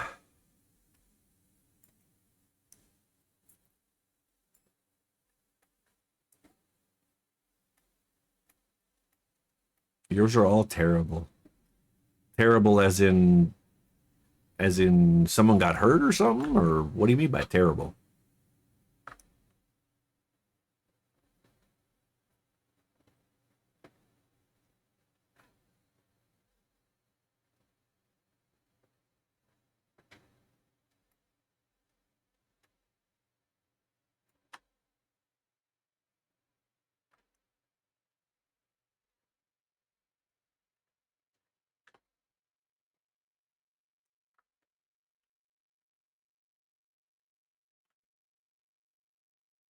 See, I think he's hilarious.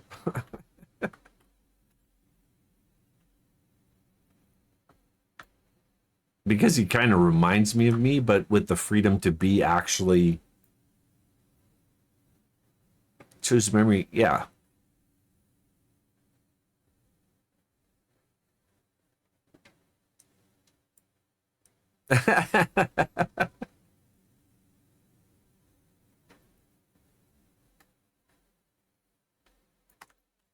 If we're going other memories too, I mean, a lot of the funny memories I have are specifically from him. Like when he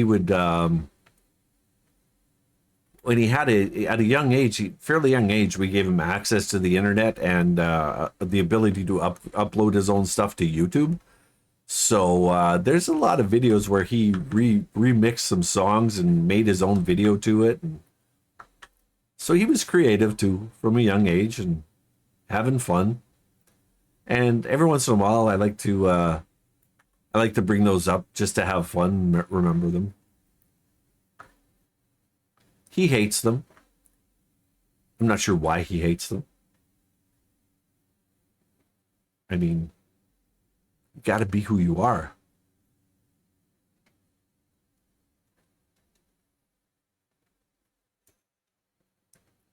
But yeah, for his age at the time, he did some really good work on this little old Frankenstein computer that I put together for him.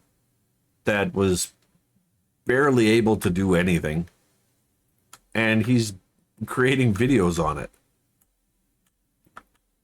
You know,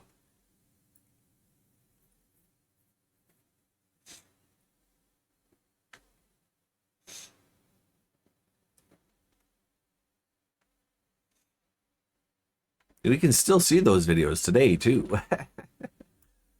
Because we told him he couldn't get rid of them, and his friend also said the same thing. So he actually kept the YouTube channel. So we get to show the grandkids every once in a while. Show them. Okay, let me finish up here.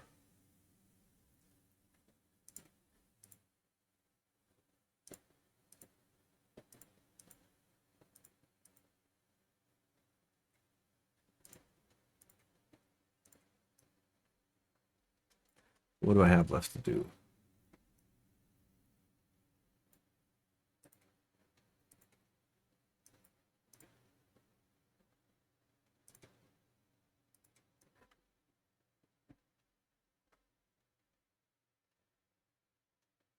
It's not burning you today? That's good. On the dance floor, baby. Turn, turn.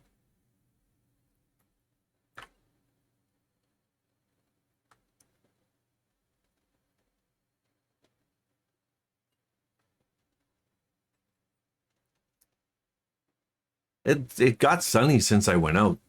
Like it was cloudy and overcast and drizzling a little when I went out.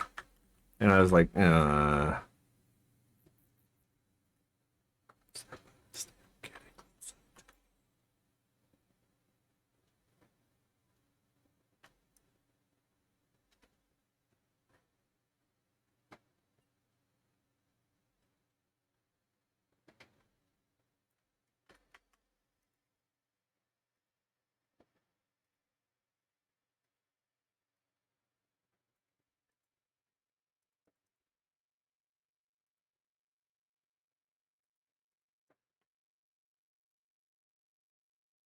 I will show them in just 1 minute here. I got just Vanya to go to.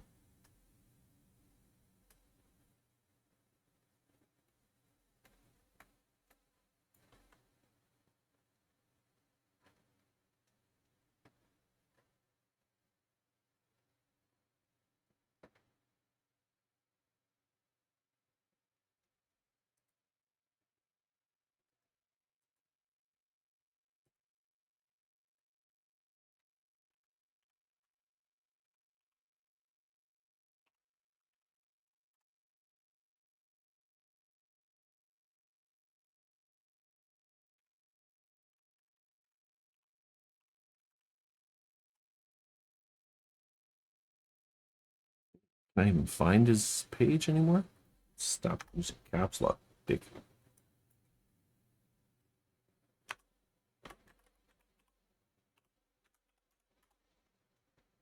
There it is. Go there. Put the S up so I can read.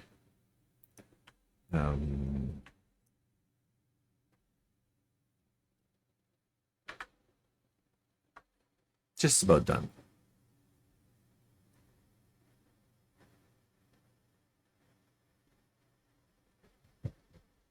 It's kind of sunny now, so.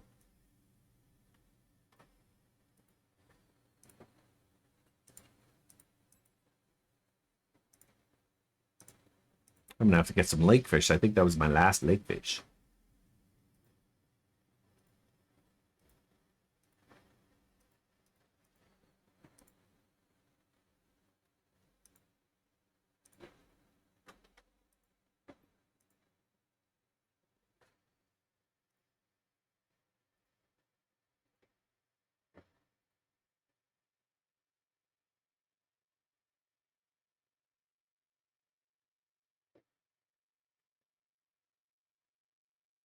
Okay.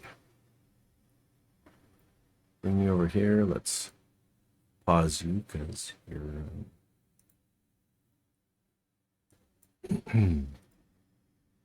Which one should I start with, Mrs. Doe?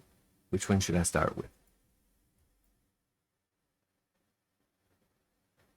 How are we doing with the print there? 50% done. Got still got an hour to go.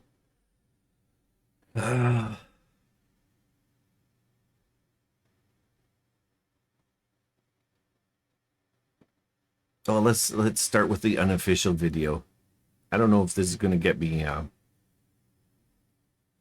in trouble or not.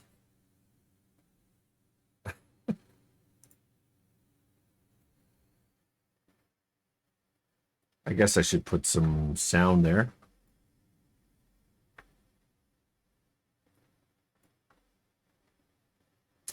Let's see, where's my sound?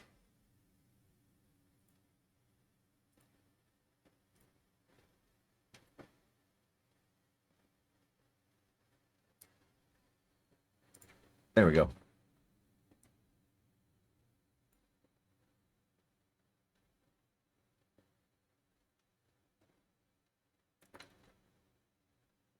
This is our son.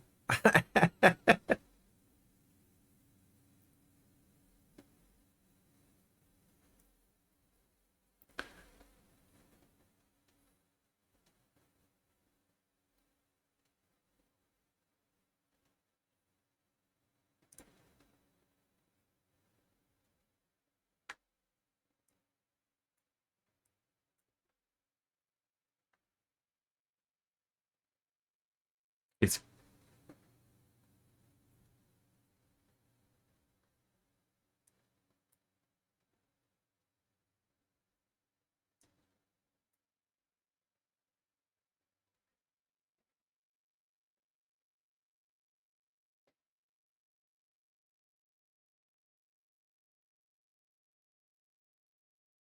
I don't know why it would still be cutting in and out.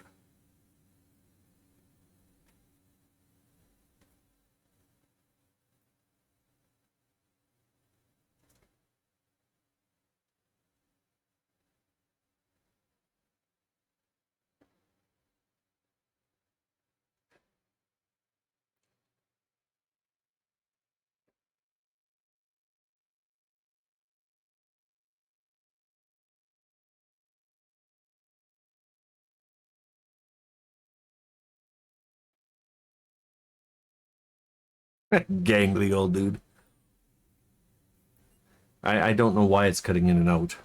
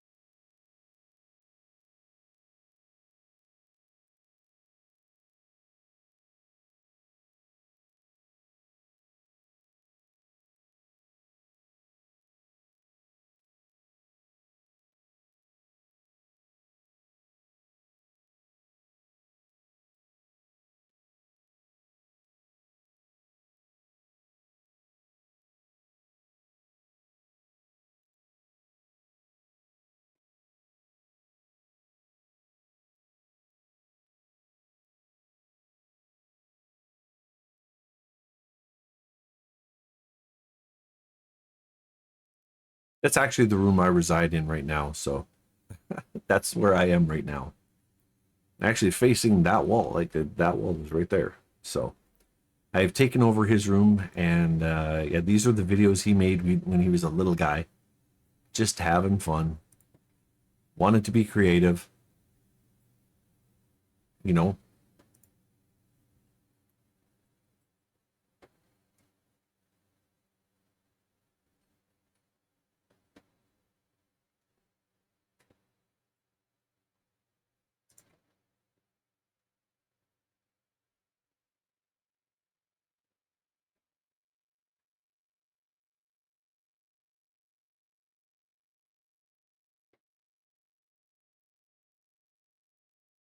And that's his best buddy right there.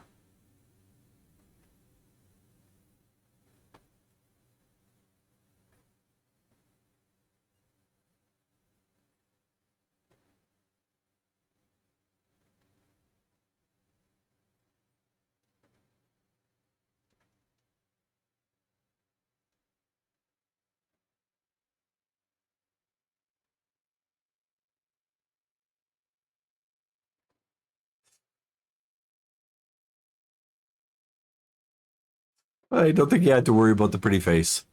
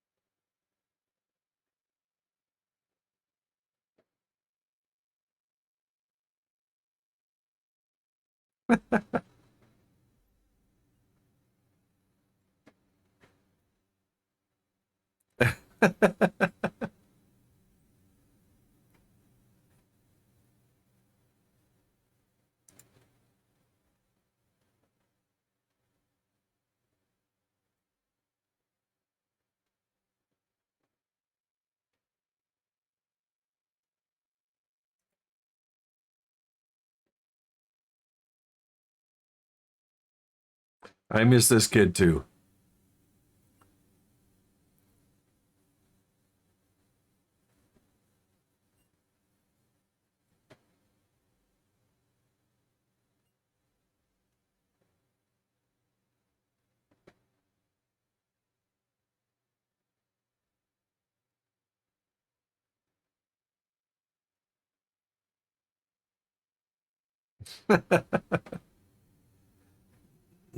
Hmm.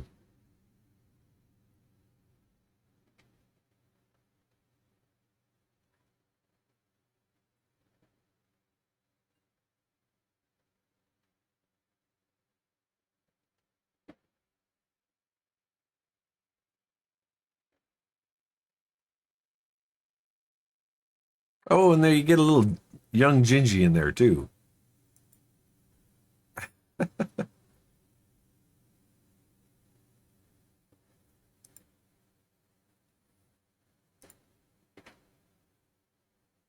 Oh, let's do Tunuk Tunuk. He remastered it though. This just had his wall background, which is perfect for green screening, by the way.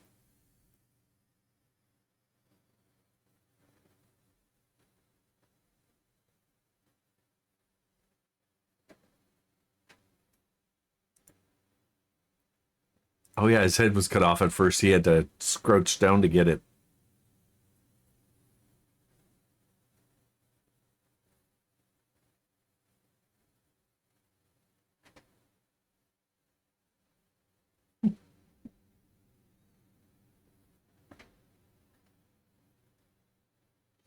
Can you imagine what he would say if he knew I was doing this right now? But these are okay. Miss Wolf asked the question, and these are the things that are funny and make me laugh, and I still think about.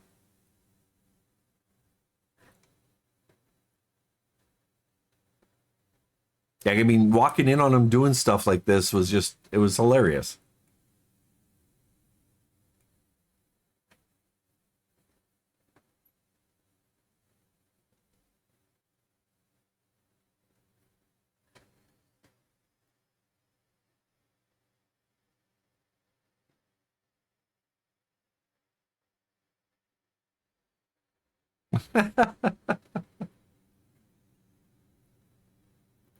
He was getting tired,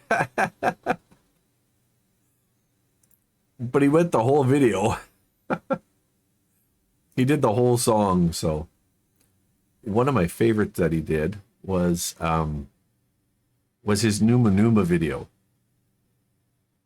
The Numa Numa. Where are you, Numa Numa? Come on, Numa Numa. Numa Numa. There it is. There it is. Let's go. Look at little Drew.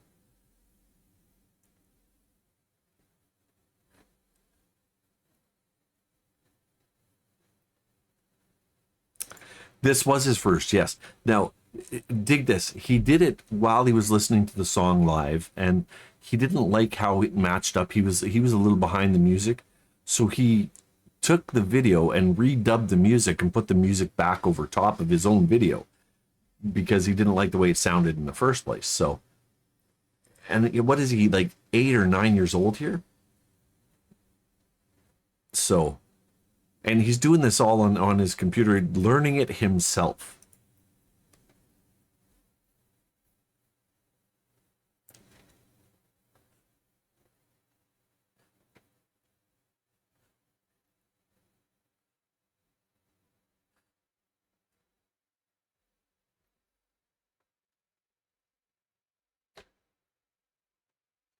Tuserun Haduk Zitero to be. Oh, okay.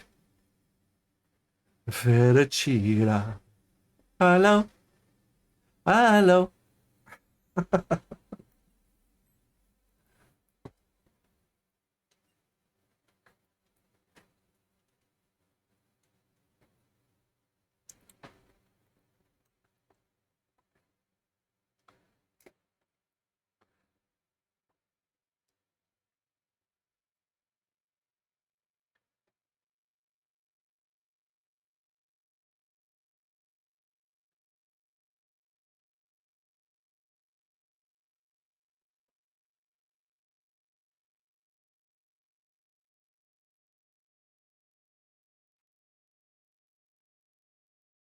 It's they smooth, Jesse, Aku, hello. Fettuccine. Yeah, and that ugly wallpaper before we ripped it all out and painted for him. Picasso sound that beat. This is unique. It's a tea, they're saying me. Come on, everybody. Everybody, get your hands up. Come on. Let's see those hands up. I can't see them, but you can. Do it.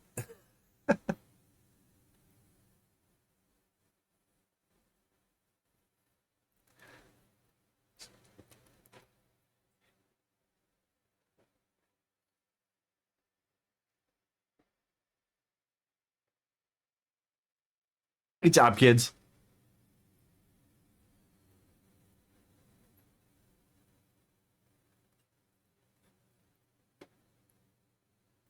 Ready? Let's go.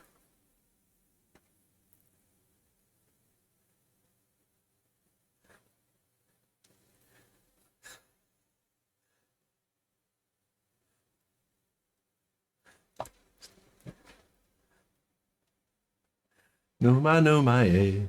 Numa, numa, numa, eh.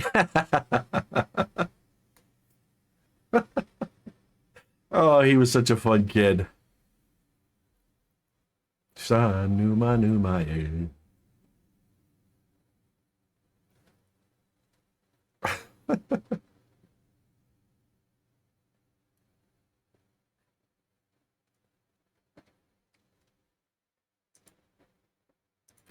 And you see why I keep coming back to it, right?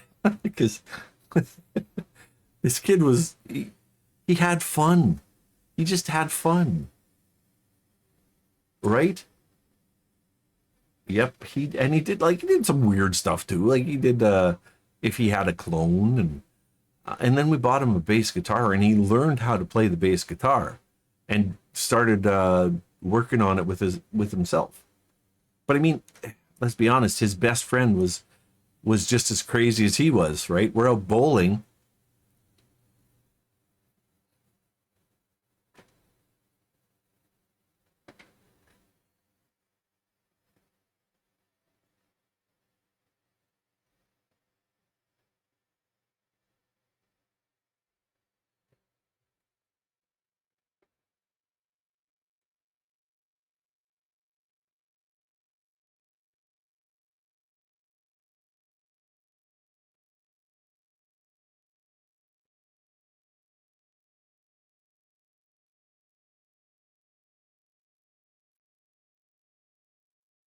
Oh yeah, we had a lot of fun with those two.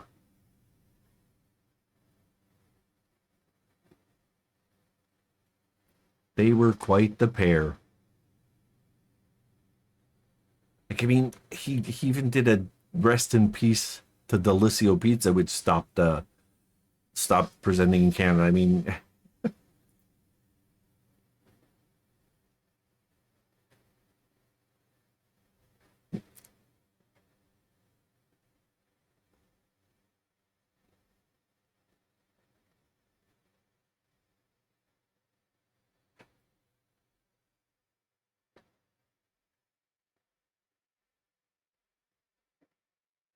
and this is when he's on his own.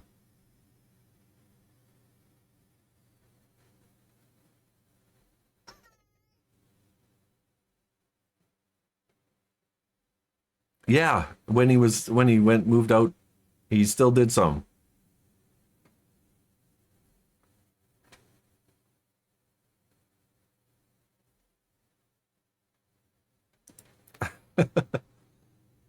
Oh, he recreated the magical elf. Let's do the magical elf first. Let's do the first version of the magical elf. Hello, magical elf. Where are you? There it is.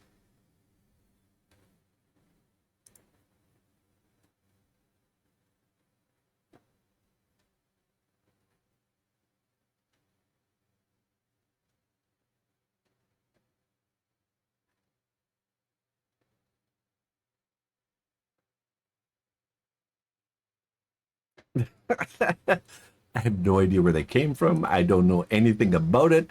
I just know he did it. But he remade it too as he got older. So let's do the new magical elf. Where's the new magical elf? There it is.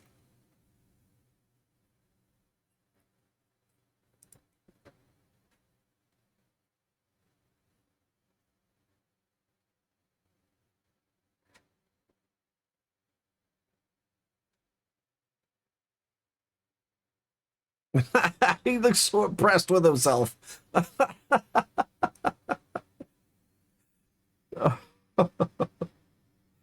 Oh, you want to hear some of his bass playing too? Okay, let's pop on some of the earlier stuff so you can really see. Like, he just, um,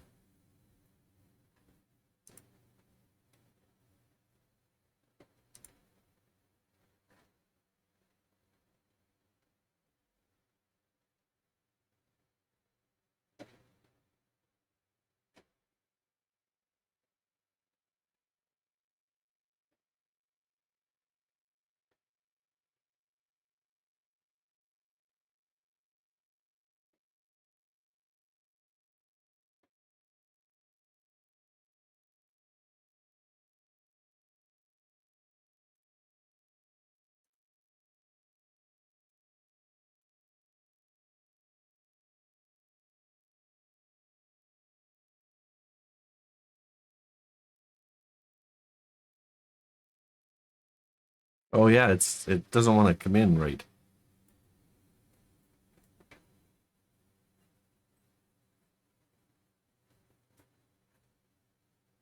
It's very low.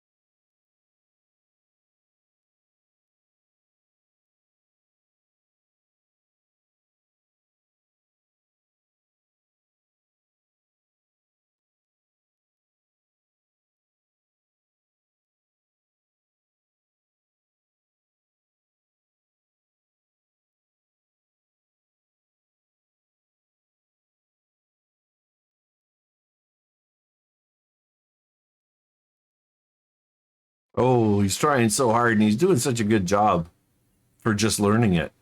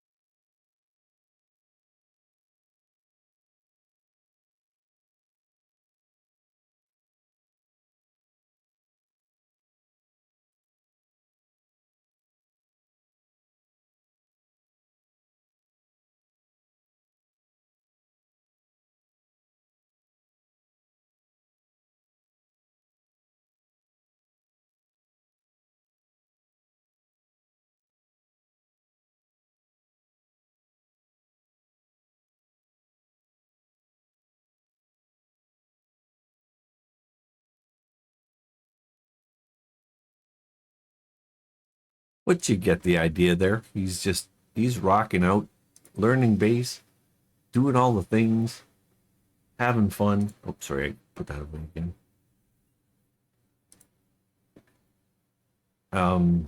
So yeah, that makes me happy. You know, just him being him.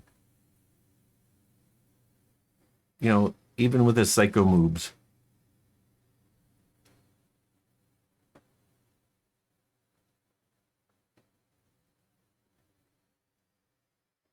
Yep, even psycho moving.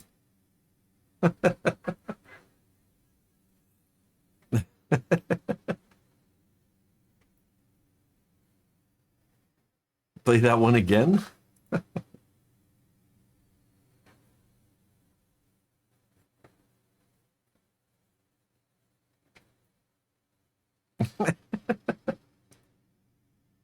Ah. I can hear Mrs. Doe. I got my door closed today, but I can hear Mrs. Doe behind the through the door. I don't know why that's a call of the cakes, but that was the call of the cakes. You know, and he did perspective things. Welcome home, Shell. He did perspective things too.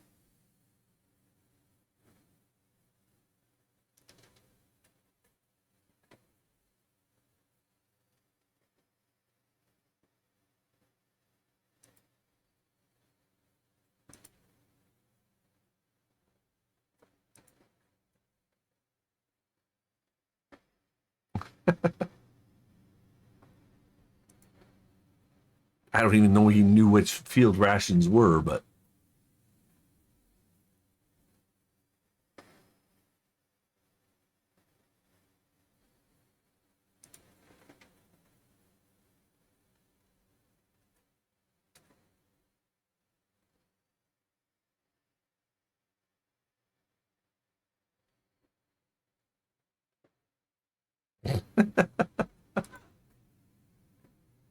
I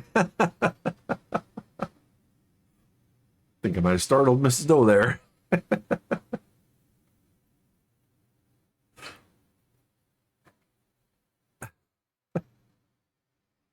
So yeah, that's. I hope that adds. Oh, play it again.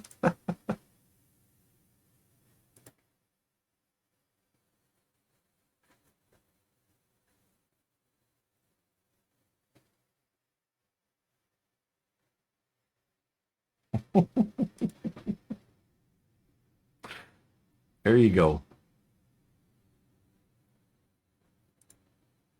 Oh nope, nope. Shush, shush. Dancing in the moonlight. You can't go on stream. That's not how we roll here. You can go in my head, but you can't go on stream. We get it almost every night. Kids like that one too. Natural delight. Dancing in the moonlight. Guess what's in my head now?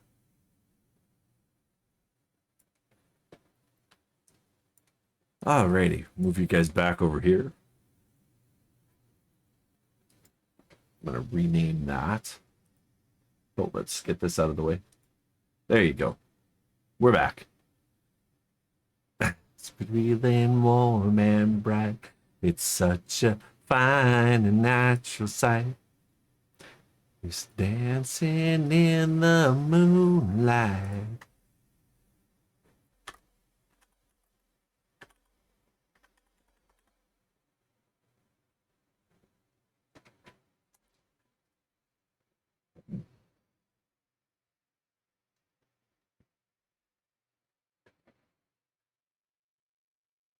They don't bark and they don't bite. So we're still doing a Bart to Ask Me Anything.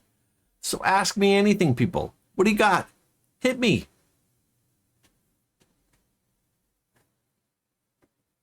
Anything is in quotation marks for a reason, though. Not everything is acceptable or. He is apparently still either eating supper or driving home from a golf tournament. So he forgot he had a golf tournament today, and I said, well, we're going on anyways. We'll do an Ask Me Anything.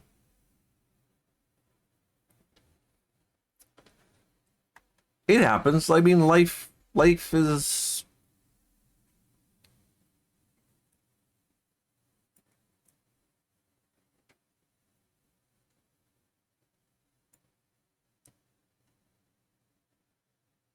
There we go. What do you want to ask Bart, though?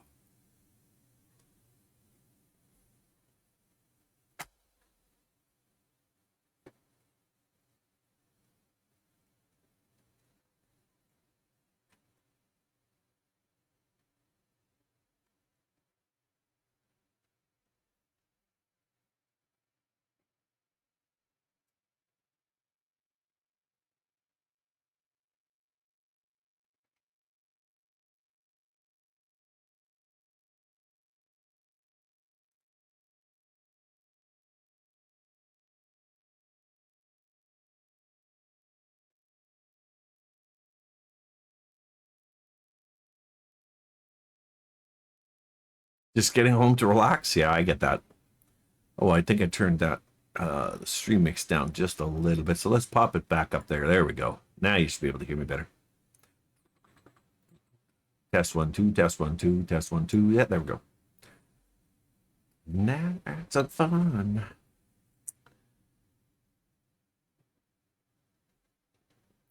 So we're printing a little articulated, a cute mini crab. So I'm hoping it works. We'll see how it goes. It's one of those things where been fine with the whole time. Okay, yeah, I just the stream mix because I don't have things like you have them on yours because I'm running through an audio mixer. I have stream mix and VOD mix, but I was adjusting the stream mix so you could hear better. And I turned it down a little bit afterwards and it was a little too low. So I just popped it back up. But because I had, he was so quiet on some of the stuff, like it was hard to hear for me too. And I had it like cranked.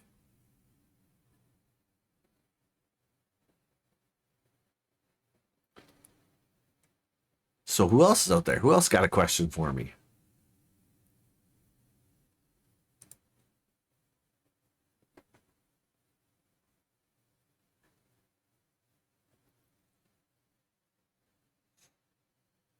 We just went to my happy place, the fun things like the Miss Wolf asked where my happy stuff, what is a funny situation that happened to me that I think about a lot. And I think a lot of them happened because of my son and around my son. So I showed you some of the fun stuff that he did.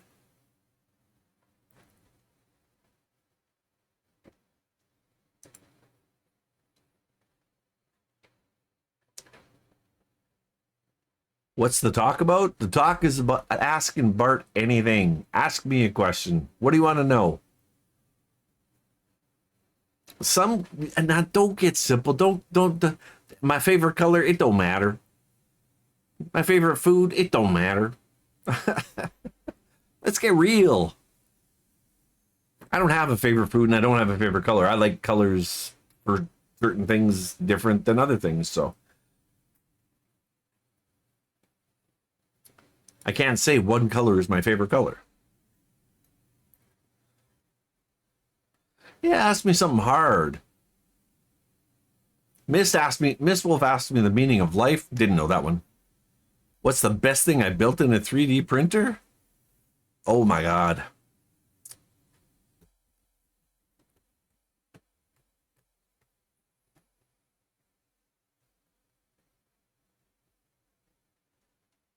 It's hard to name just one because there's been a lot of good things. Like, I mean, just the other day, I printed out, okay, I use a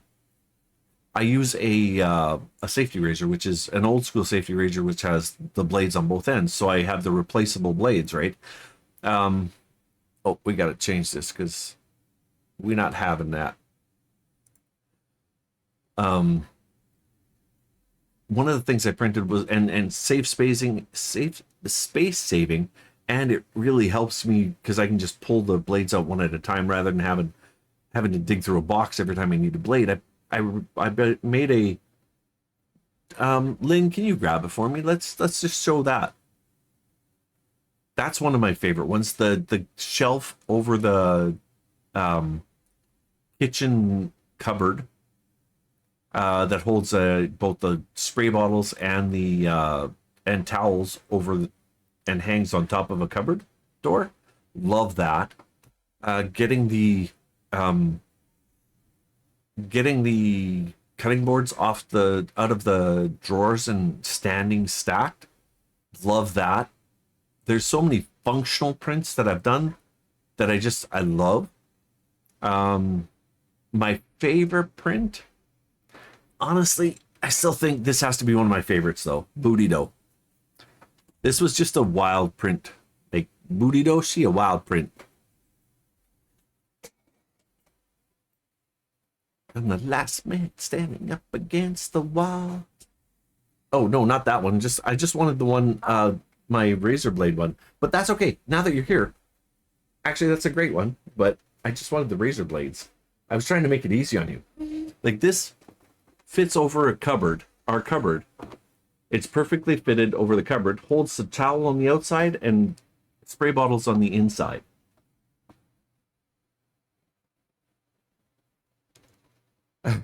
Well, I was trying to get you to give me the easy one, not the hard one.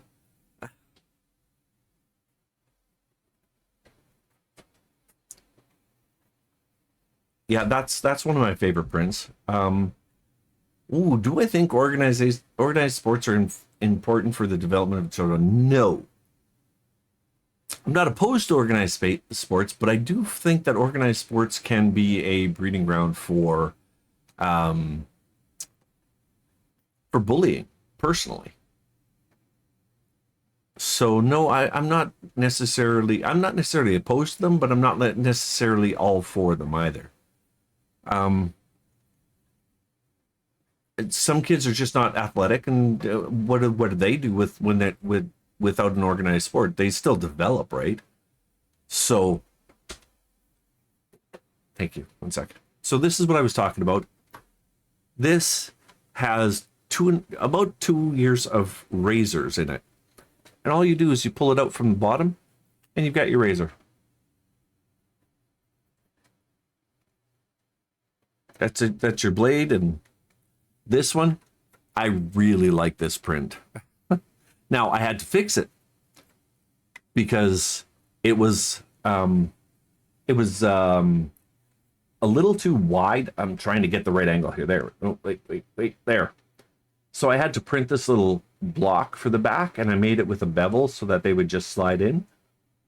And then, so now they're tight in there. Because what was happening is they were falling back and falling sideways, so it wasn't working quite right. So I printed a fix to the print. Thank you, sweetheart. And which is really, really cool. So yeah, there are lots of prints that I do.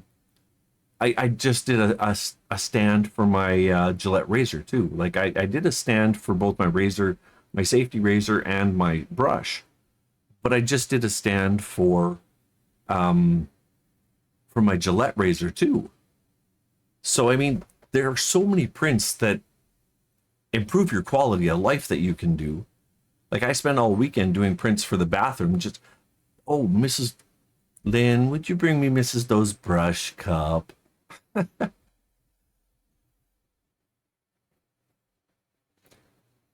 But I mean, because I was sitting there, I was getting annoyed because Mrs. Doe was just leaving her brushes on the side of the counter, and they're taking up all this room that they don't need to take up.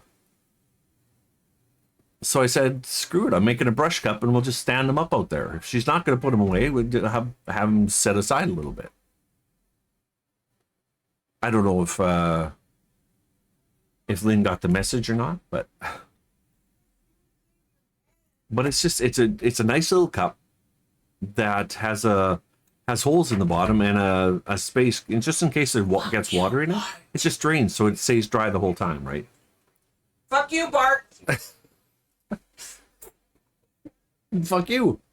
Put your fucking stuff away. But that They no, don't that's have an away. that's why I made you the cup so that it was a don't walk away from me. Hey, Birdie.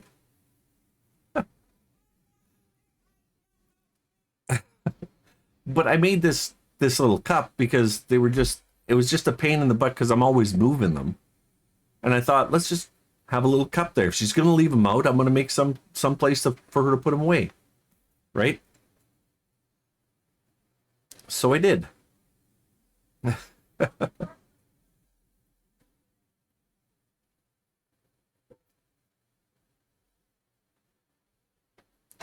So yeah, but I mean honestly, I've been printing a lot of fun stuff for the grandkids. Like I mean, come on.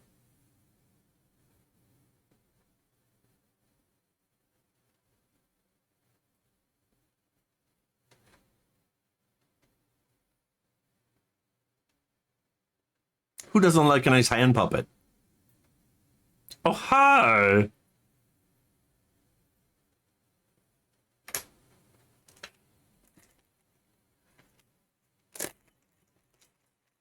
And I know that the kids love little guys with movable eyes. So I made a little one-eyed guy that sits on a counter and you can move his eye around.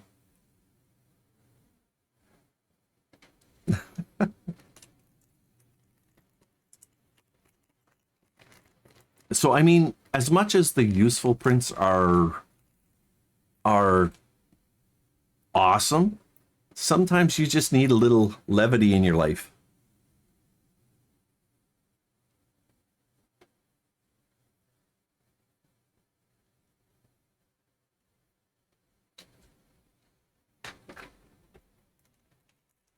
And like I said, levity helps me deal with pain. It's the little things. You gotta have a little whimsy in your life. So I printed this thing this morning. I printed a tool for my A1 Mini, of course. You gotta have the tools, right? But then I printed a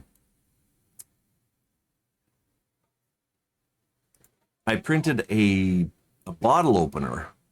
I went to the store to get a bottle. Do you think they had a bottle of anything? No, not one bottle. Not one bottle with a bottle cap. I wanted to flip a cap. That's what I wanted. But no bottles.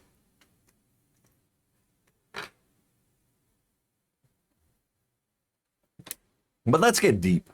3D printing, I could talk about 3D printing the whole time, but this isn't Ask Me Anything. What do you want to know about Bart? No.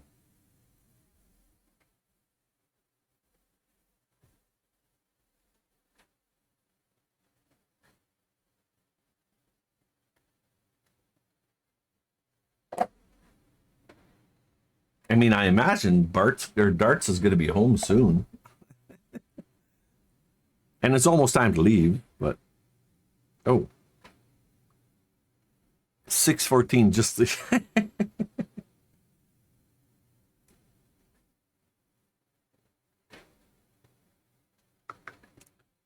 Maybe he's not going to make it tonight. I don't know. They might make it here by 7:30 just in time to have a half hour. So you got Bart all by himself today.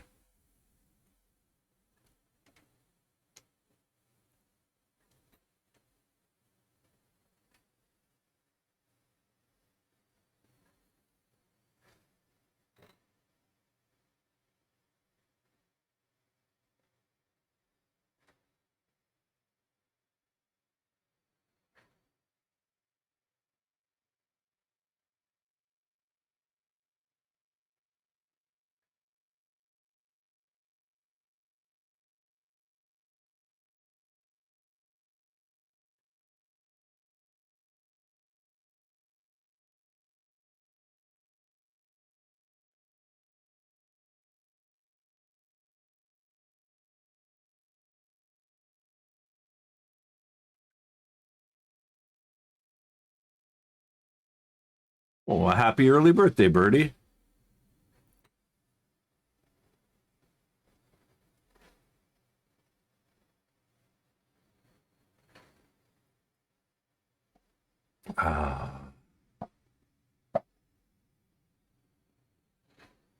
Warm sweater and 2 pairs of socks.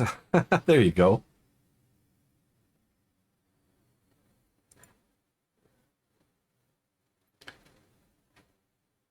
Yeah.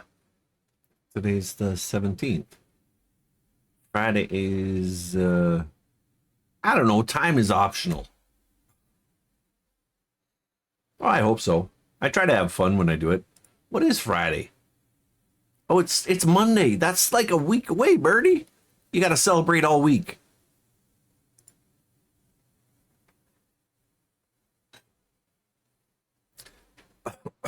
Oh.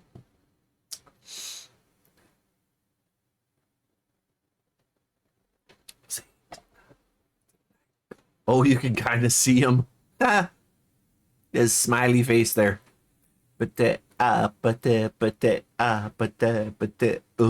Uh-huh.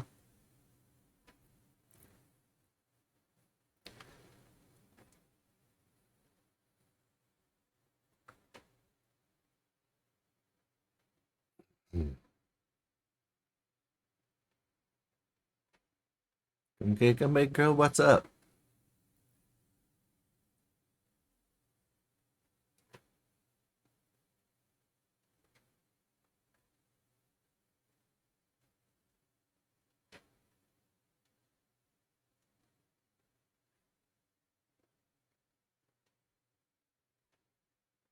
So I'm just sitting here waiting for a question. I know I got stuff in my ears, so I'm not hearing any dead silence, but I can't talk the whole time without nothing to say, talk about. I mean, what are we going to talk about? Ask me anything. Come on, people. Let's get crazy. There's nothing you really want to know what Bart thinks about, or you just wanted to bonk. I already did my dailies.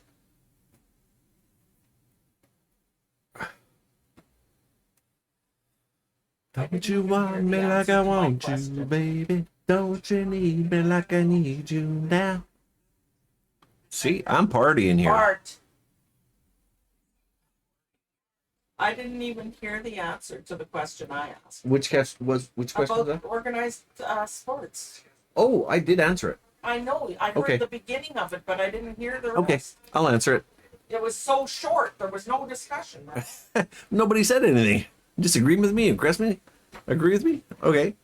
So my answer to Mrs. Doe's question: do I think that organized sports is important in the development of children? No.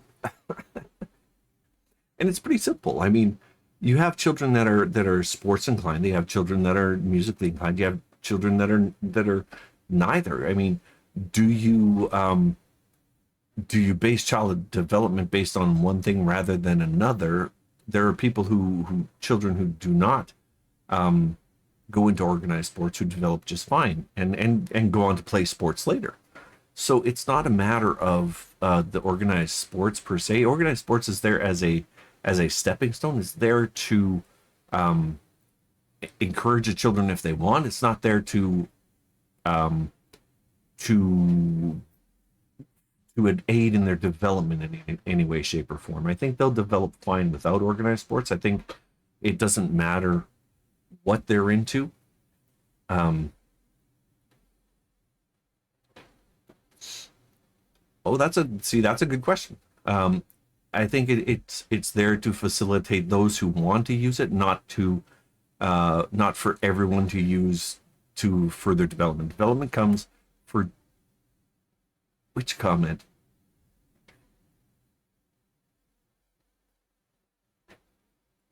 Oh, can't even delete that comment. Why do I pick on me?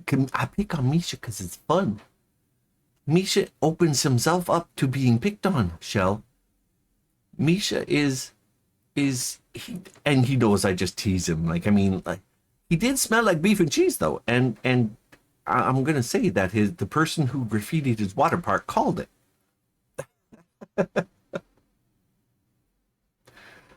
So, but no, I don't think that.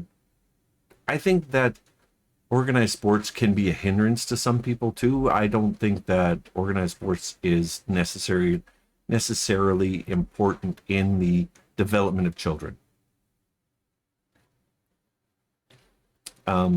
Okay, so Shell, why do I pick on Misha? Because I can, and I know he'll take it like the joke it is. And on to Birdie's question. There we go. Do I think people become who they are through choice, circumstance, or a mixture of both? Obviously, it's a mixture of both. Because humans have free will. They have the right to choose things, right? And you make choices based on circumstances. Circumstances define your choices, and choices come after circumstances happen. So people become who they are through circumstances that they make choices about. So it's not even a mixture of both. They are not they're not even separable. They become one thing. That choices and circumstances cause choices. Choices affect circumstances. That's how life works. That is the quintessential being of humanity is you make a choice or a circumstance comes about that you have to make a choice of, right? So it's not a mixture. It's they are combined in an integral way, whereas they are not two things. Choices come because of circumstances, and circumstances come because of choices. That's just the way it is. How people become who they are is a combination of that. It's the life experience is circumstances and choices. That's what it is. So that's what dictates who we become. So I don't think I don't think that they are there's one or another. You can't make a choice and not have a circumstance come out of it. You can't have a circumstance and not make a choice. They're just they're intertwined.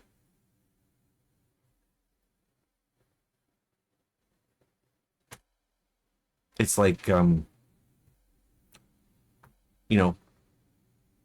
make a peanut butter and jelly sandwich. Do you have the peanut butter and not the jelly? Or do you have the jelly and not the... No, they're intertwined. It's a peanut butter and jelly sandwich. That's life.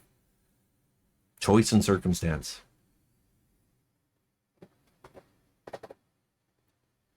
Circumstance and choice. And it goes both ways, right? Sometimes you make a choice and a circumstance happens. Sometimes you have a circumstance and you make a choice. Yeah. That's my aspect on it anyways, because there's not one way you can't do without the other.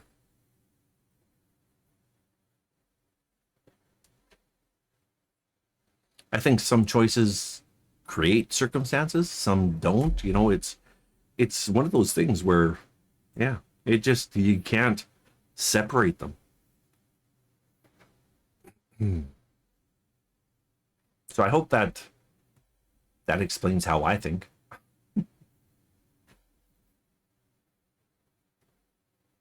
But then I'm someone who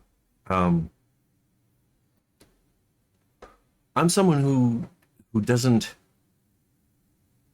care about the choices or what other people do, because that's up to them. I'm not gonna, if you do something and I don't like it, it doesn't matter. It doesn't matter to me, because the only thing I'm judging is whether I'll do it or not whether you do it or not. That's your business. That's not my business. What makes a person memorable?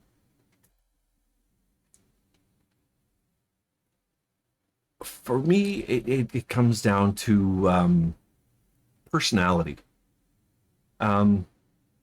If you want to be memorable, have a personality that says that that lets people know you were there, and that that might make that person laugh. Especially humor. I love to use humor in that way.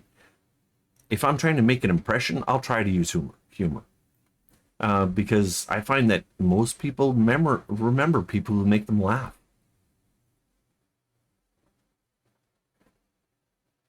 I mean, people also remember people who piss them off or cause them grief or cause them hassle, but that's not what you want to be remembered for. Why would you want to be? I mean, that's a choice that you're making that is unnecessary. And it creates circumstances that you should probably not want to deal with, right? See, choice and circumstance, choice and circumstance. But for me, funny people or people who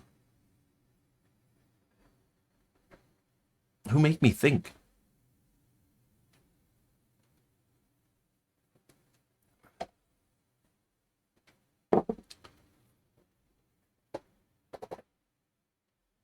Oh, look at we got Krabby Krabs. He looks so happy on the plate though, too, doesn't he? Look at him, so happy.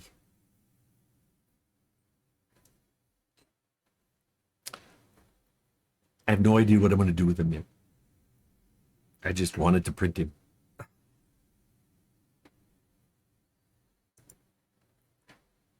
And honestly, it's okay if you guys don't agree with me either. That's okay. You don't have to agree with me. That's not what it's all about. I'm just one of the things that Darts and I wanted to do with this channel was present people with discussionable ways to discuss things in an appropriate manner that has seemed to be missing in society these days. There's a lot more. No, you have to believe what I believe, or else we're enemies. That's not the case. That's not what discussion and truth is all about. Okay, what we wanted to do was start a place where we could get back to rational discussion without the emotional involvement and base it on the truth, not your truth, not my truth. There's no such thing, but base it on the truth, the objective truth, based on fact and science and all of those things, rather than subjectivity and objectivity and just the objective truth. So that's what we were trying to do when we started this. We thought, there's so much out there where people just don't even discuss when they disagree anymore. They can't. And even he said he cannot discuss with certain people certain things. He just can't, because he'll get mad. I've moderated myself so much that when people talk to me about stuff that I even disagree with, I'm fine with that. I don't, as long as you're not in my face saying I have to believe this, or as long as you're discussing rationally and logically and not being an ideologue who's pushing their agenda on me, I'm fine. We're fine with that. But once it gets to the point where if we can't agree or disagree civilly, that's when things will stop, right? And what we're trying to get back is to civil disagreement. That's the key here. We didn't want this to be a place of arguing and stuff like that. We want civil disagreement if you disagree. So, and that's the way we learn from each other, is through civil disagreement. I mean, sometimes I might be wrong, and we've said it multiple times. If I'm wrong, I want to know I'm wrong. But you have to bring more than just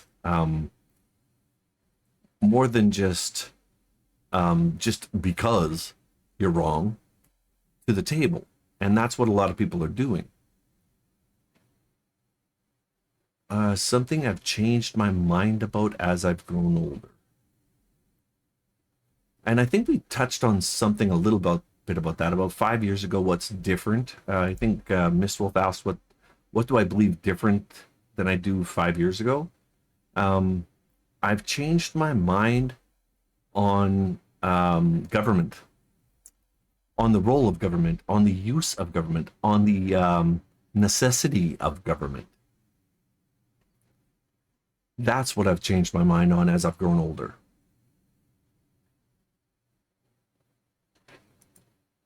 And I know that could be touchy, but that is one of the key issues that has changed for me as I've gotten older. And honestly, it's because I've learned more about government, and seen more of how government can overstep their bounds and has overstepped their bounds and still is overstepping their bounds. Um, so there's a lot of things about the government that I think are unnecessary. So that's what I've changed as I've gotten older. Before, but I didn't think about it when I was younger because I was just trying to live my life and make ends meet and do things that needed to be done to keep my family fed and safe and all of this stuff, right? So I didn't have the time to think about all the decisions that were being made above my head because I because I was so busy just doing what I needed to do to survive. Um, but since then, there have been a lot of things that I've started to learn that make me question um, the necessity for most government organizations. So that is one thing that has definitely changed as I've gotten older. And we talk about that here a fair bit too. So, oh, there's the mini crab. Look, he's so cute.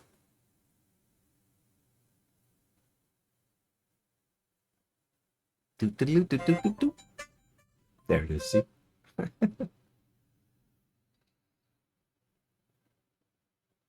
So I'll just pop that off, pop that off. Oops, missed it. That off. There we go. So yeah, that is one thing that is for sure changed. But that's a good question because, honestly, as we get older, we do change our mind on things. Um, and it's as we get older, we're supposed to get wiser, and I like to believe that I'm trying to get wiser. But, it is what it is. Sometimes you just dumb all the way. But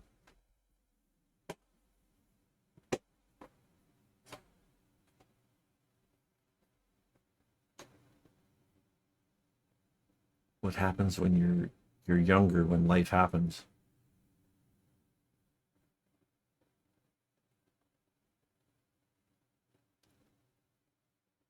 Yeah, and honestly, you can believe one thing when you're younger, but as you learn, and that's the key, right? Learn. There's a saying that Bart and I, or that Darts and I came to that says, simply do the best you know, and when you learn better, do better. Right? That's the key, and that's all about. That's how you grow old, right? You do better as you learn better, and that's you can only do better when you're young. Do as well as you can when you're young, based on your knowledge base. So, doing as well as you can when you're young is important, but as you learn more, do better. Why do I think the government oversteps? What do you feel the purpose of the government is? Ooh, I like that question.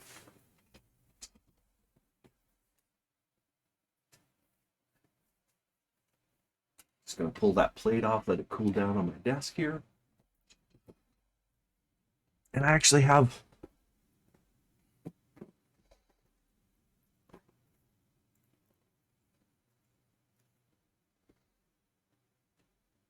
well, here's the thing, Bertie. Most people don't like to be proven wrong. Some of us, as we get older, we're okay being proven wrong. I don't mind being wrong as long if I'm wrong, I do really want to know about it because I like to be right. The only way you can be right is to know when you've been wrong. You don't learn through success. You learn through failure. You see, that's the problem that most people have is they want to be successful. They want to just continue on being happy and being right. And, but we can't. We're not always going to be right. We're not going to be right all the time. I'm just looking for something here real quick to answer Mrs. Doe's question that I can put up. There it is. So let's put it here, I think. And we should be striving to learn all the time. I mean, let's face it, I'm edging up on 60. Mrs. Doe just hit 60. We still want to learn if we're right or wrong, and we still want to be right if possible, but if we're wrong, we want to know, right? Oh, let's fix that real quick. Okay, come on. Oh, it's locked, that's why. Unlock.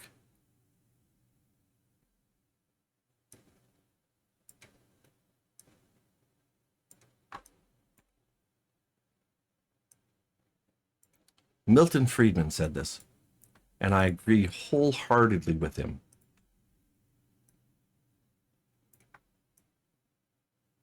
Government has three primary functions. It should provide military defense for a nation, enforce contracts between individuals. It should protect citizens from crimes against themselves or their properties.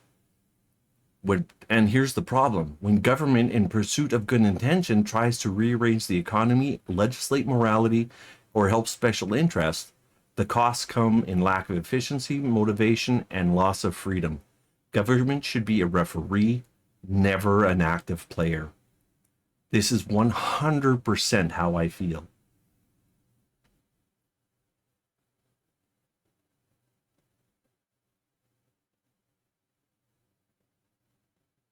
Why is the New Zealand government so disconcerting? Most governments are disconcerting right now. What's happened is there has been there's been a global shift in politics that have been taken over by people who want special attention, not what's best for the nation or best for you.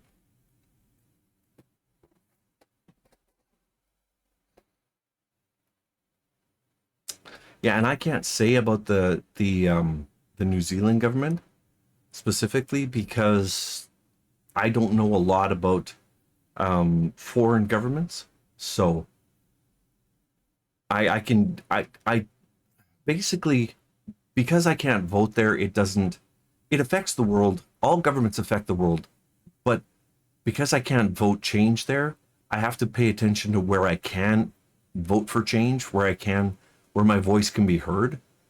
Unfortunately, I don't know much about New Zealand politics, and I don't know what's going on there. For as much as I'd like to know more about global governments, I really have to concern myself with the government that affects me day to day. But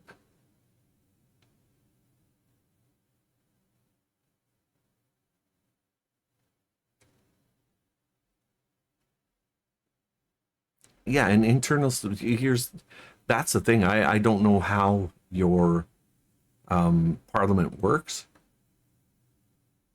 and that I really can't speculate to that.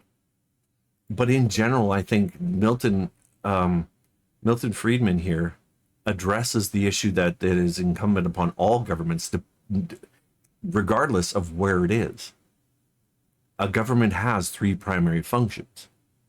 Anything above and beyond that becomes waste and inefficiency.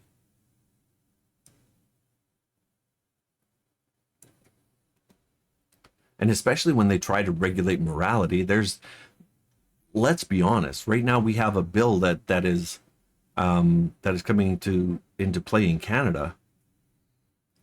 It's really difficult to address on a global scale, especially with individual governments being so different than each other, right? So I believe Australia and New Zealand have different types of, not different types so much, but a different form of governance too than each other. So there's something that even something close neighbors like Canada and the US have vastly different forms of governance, you know. Whereas they're in a republic, we're in a Westminster parliamentary system.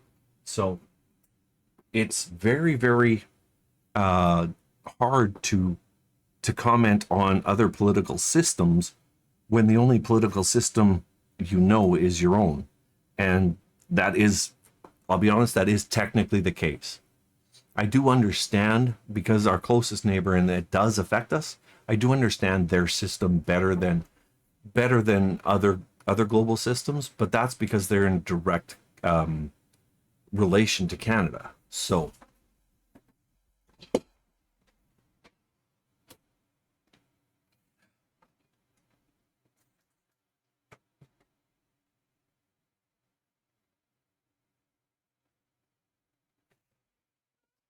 but to bring it back to the overall question on what I believe a government. No, the Reserve Bank. No, each country has its own Reserve Bank. Um,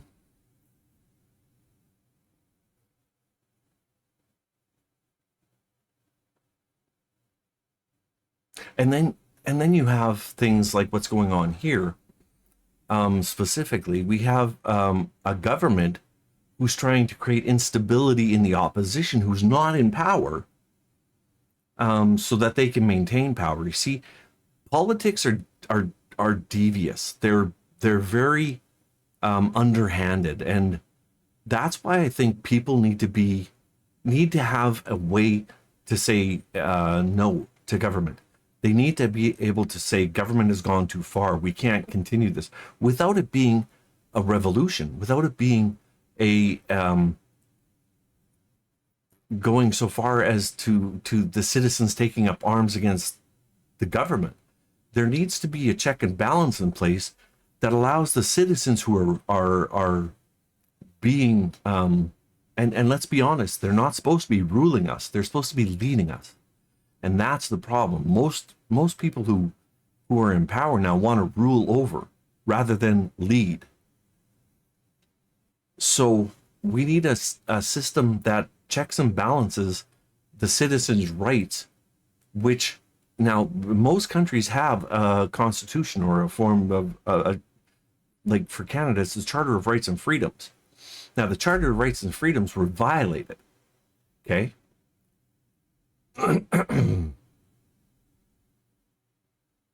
And honestly, that's the problem, Mrs. Doe, that there are people out there that feel like they're being so oppressed that they need to revolt. There needs to be a revolution. And that's where I think that a Western exit strategy from the overall system of Canada could be an effective force to drive the government into a more favorable situation towards provinces that are paying the way but not getting any reaping any benefit. So no citizen should ever feel like they have to take up arms against the government. No citizen should ever feel that way. And that when you start to dictate special interests and legislate morality and rearrange the economy, that's when you start to get those things happening, because then the government's not fulfilling the role it was intended to do. It's actually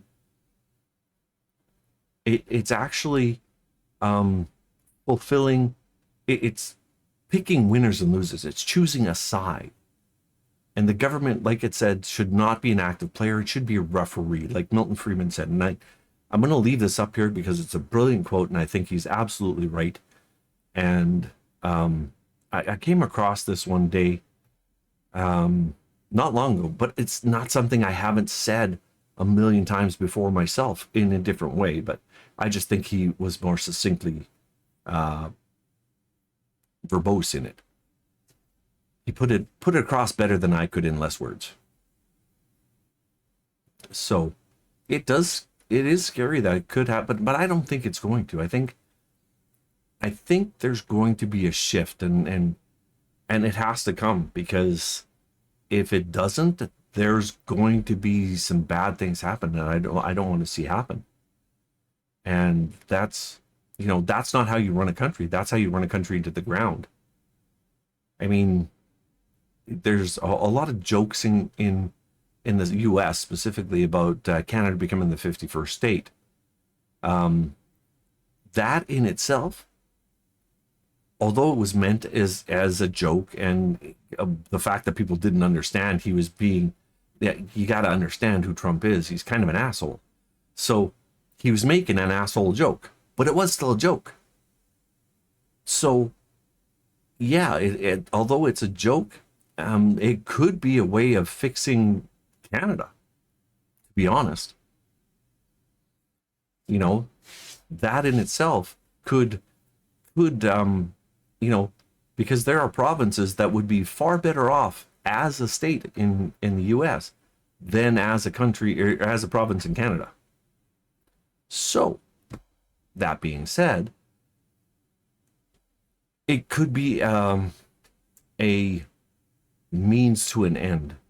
He may have given us a means to achieve a better Canada.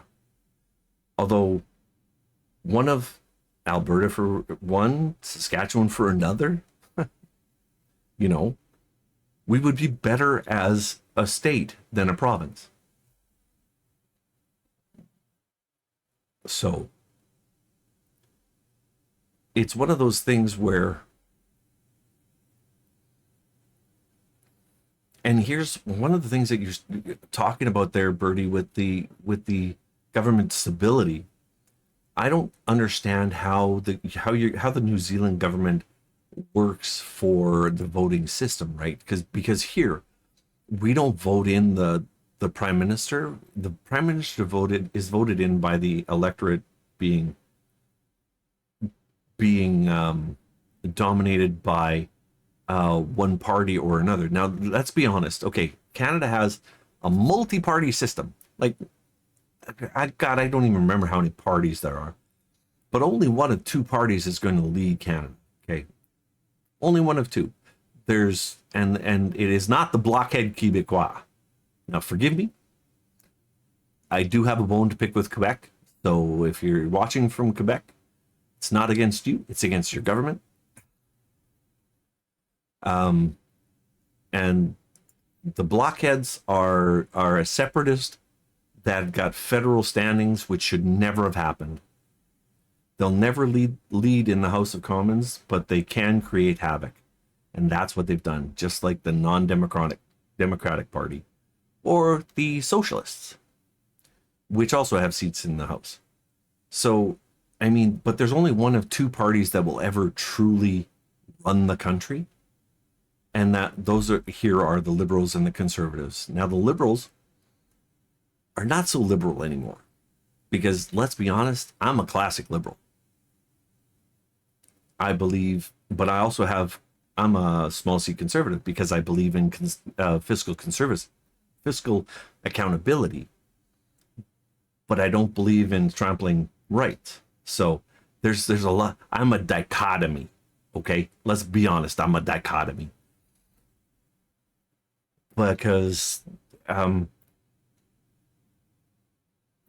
there's a belief that conservatives here are always in your business and want to change you and want to do things that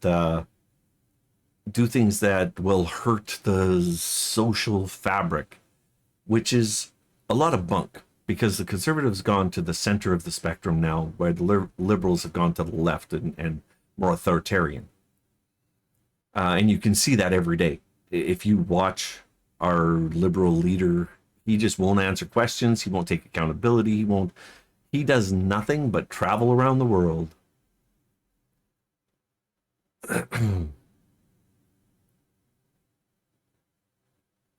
Sorry, I just got to catch up a little here on reading. As much as the economy worsened everywhere, might not mind a lot of options available in the U.S. Exactly. Yeah, that's where Mrs. Doe, that's where Western separatism is different than becoming a 51st state, right? Because I don't think statehood would ever be on the cards for Saskatchewan, just by the sheer number of people that we have that are still remembering that there was a Saskatchewan NDP leader that brought in Medicare in the first place, right? So I don't think Saskatchewan would ever lean to a statehood because that would possibly interrupt the what we have now for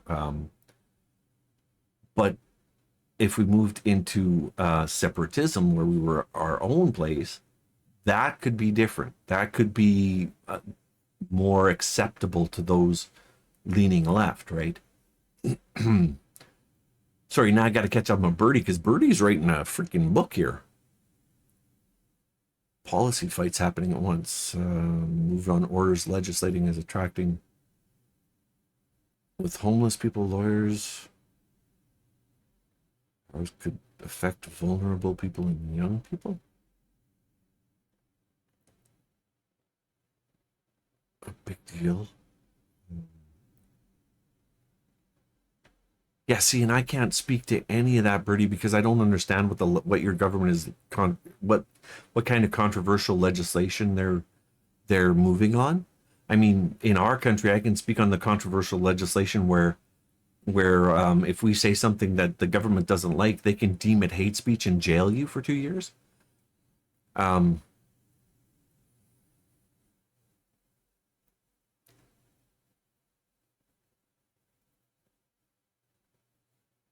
well, exactly. We could then create a similar. We could actually, Mrs. Doe, we wouldn't have to create it. We could maintain it and maybe streamline it, make it more efficient, and still be paying, and make it cost less and have more accessibility.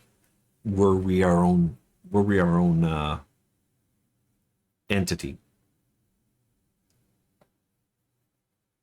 Because I'm not sure like what type of controversial legislation. I know the controversial legislation that's going on here, but yeah, it's one of those things where we don't. You get 2 votes. Okay, see, we only get one. We get one vote, and that's the party and the member. Like that involves the member and the party itself. So yeah, we could definitely make the current system better. Yeah, willingness being on those who are in power themselves, right? And that's the key, right? You've got to have willingness on those who are supposed to be leading to have the moral fortitude to make the correct calls.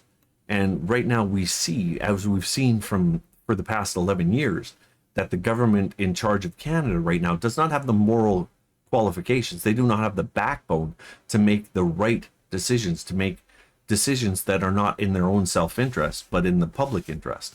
They've everything they've done has led up to a situation where they can shut you down for discrediting them. They can shut you down for talking against them. They can shut you down for saying something like the word Islamophobia, or saying something like Islam is a death cult. They can shut you down for that. It doesn't. That's considered hate. That could be considered hate speech. That's what they've gone and done. Is they've weaponized speech to silence the public.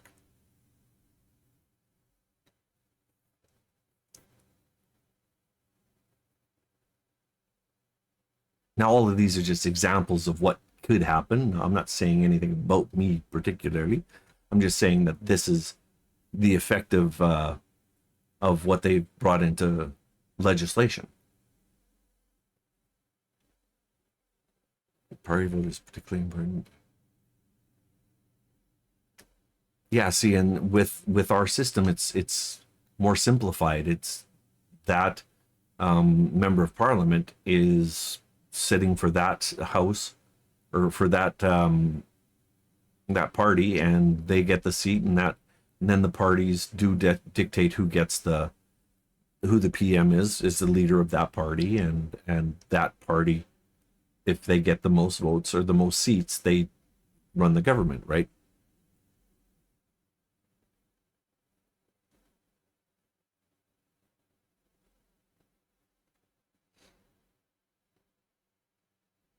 Oh, so you were generally run under a coalition government, which is one of the worst case scenarios, honestly, because that's where the backroom deals and the bargaining and all of the nasty little stuff that you don't see comes on. When you have to when you have to, there, if you've got a party in control and they have to, um, what's the word I'm looking for? They have to wait for it. It's brain fog. I'm getting sore. I'm getting tired, and I don't think we're gonna make it to 8 o'clock. So, but when they have to, um, you know, not stand up for their morals, but they have to make concessions to this other party just to stay in power. That is where the backroom deals and all the mischief happens. That should never happen. You should never need backroom deals to stay in power. If you do, then you shouldn't be legitimate, because then you're compromising the morality that you were voted under by the people who voted for you, because they voted for you expecting X and they're getting Y.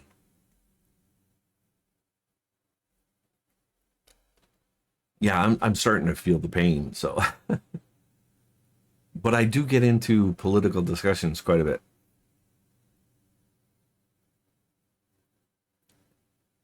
And so, yeah, if you can't and the leader,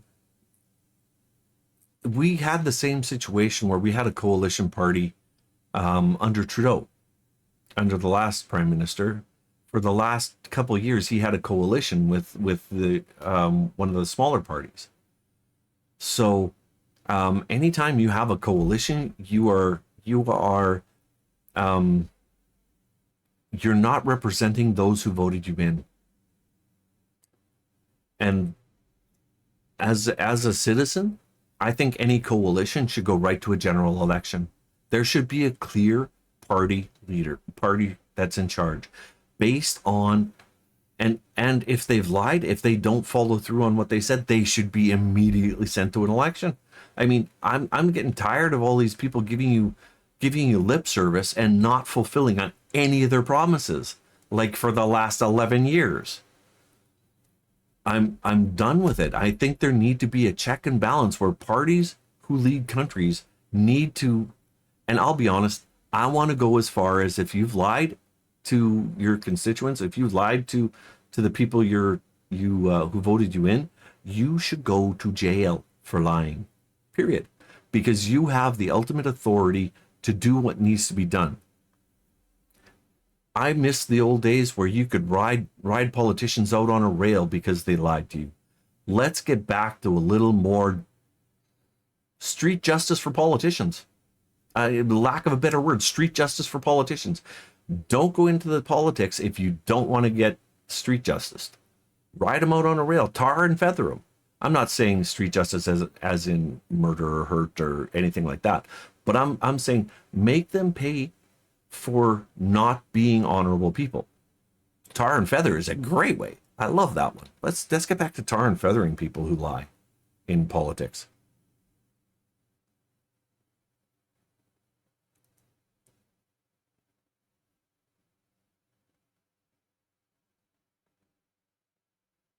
Yeah, and that's a, honestly, Bertie, that is a convoluted way to run a government. That is a messed up way to run a government.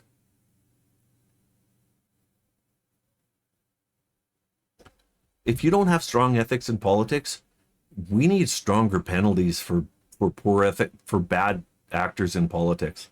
Stronger penalties. Guess who makes the laws? Guess who make the penalties for politicians? Politicians. Figure that shit out.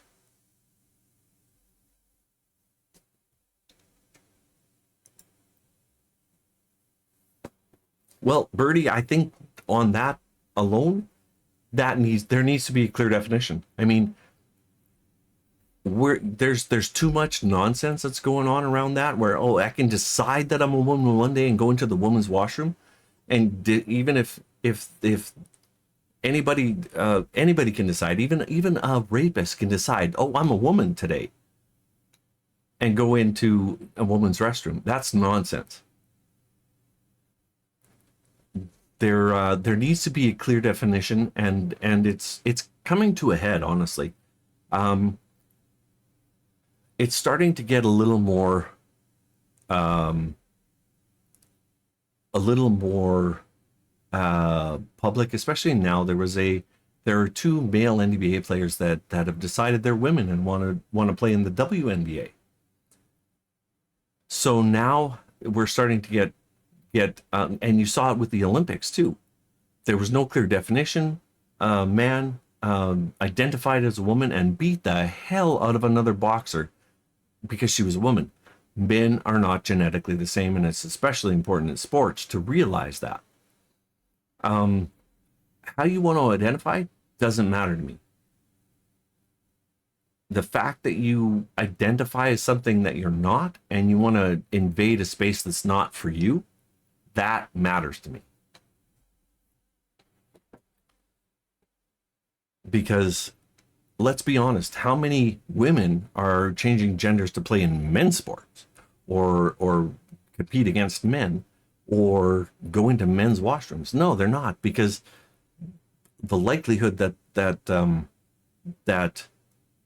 they're going to win is 0 to 0, and the likelihood that they'll get hurt is 100 high level of possibility if they were good to go into a men's washroom. Like, because there's people out there, like, I'll be honest, like I said, I think it was last week or the week before, I don't care if you're a guy dressed in a dress and standing at the urinal 2 stalls away. I'll appreciate that rather than you trying to go in and go to the washroom with my grandchildren or my wife or my daughter. I don't care what you want to do. It doesn't matter. As long as you don't impose it on other people. When you start imposing it on other people, that's where the topic becomes volatile.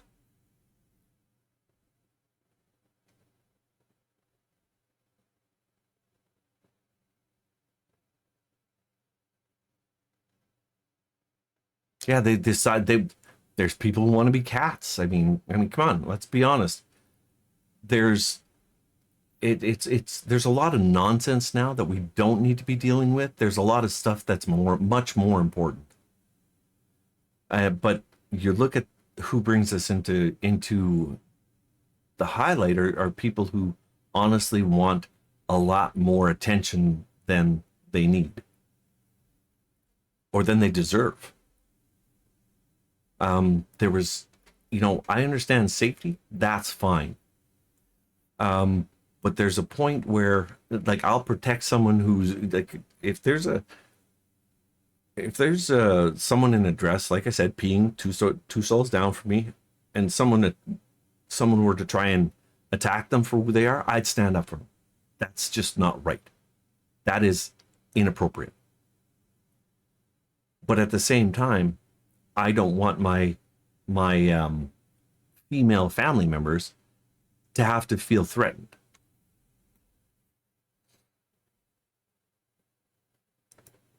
So I think there does need to be a clear definition between a man and a woman, and I think it needs to come down to chromosomes. And if you're an XX, you go here. If you're an XY, you go here. Period. That's it. Because there are clear differences between men and women. And it's not about feelings. It has nothing to do with feelings. It's just fact. But that's me just getting a little crazy. So, how did I scare everybody off now? But it does not look like Darts is going to join us tonight. So you got an Ask Me Anything and got a little crazy at the end.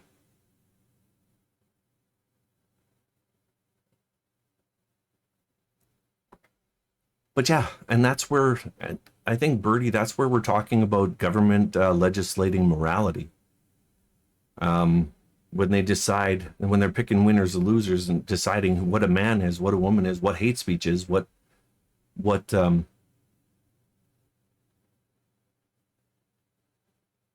oh, see, that's completely different. I mean, and here's my biggest problem with a situation like that. Um, there ought to be family rooms, and most places do have family rooms. And even a situation that happened here in our town.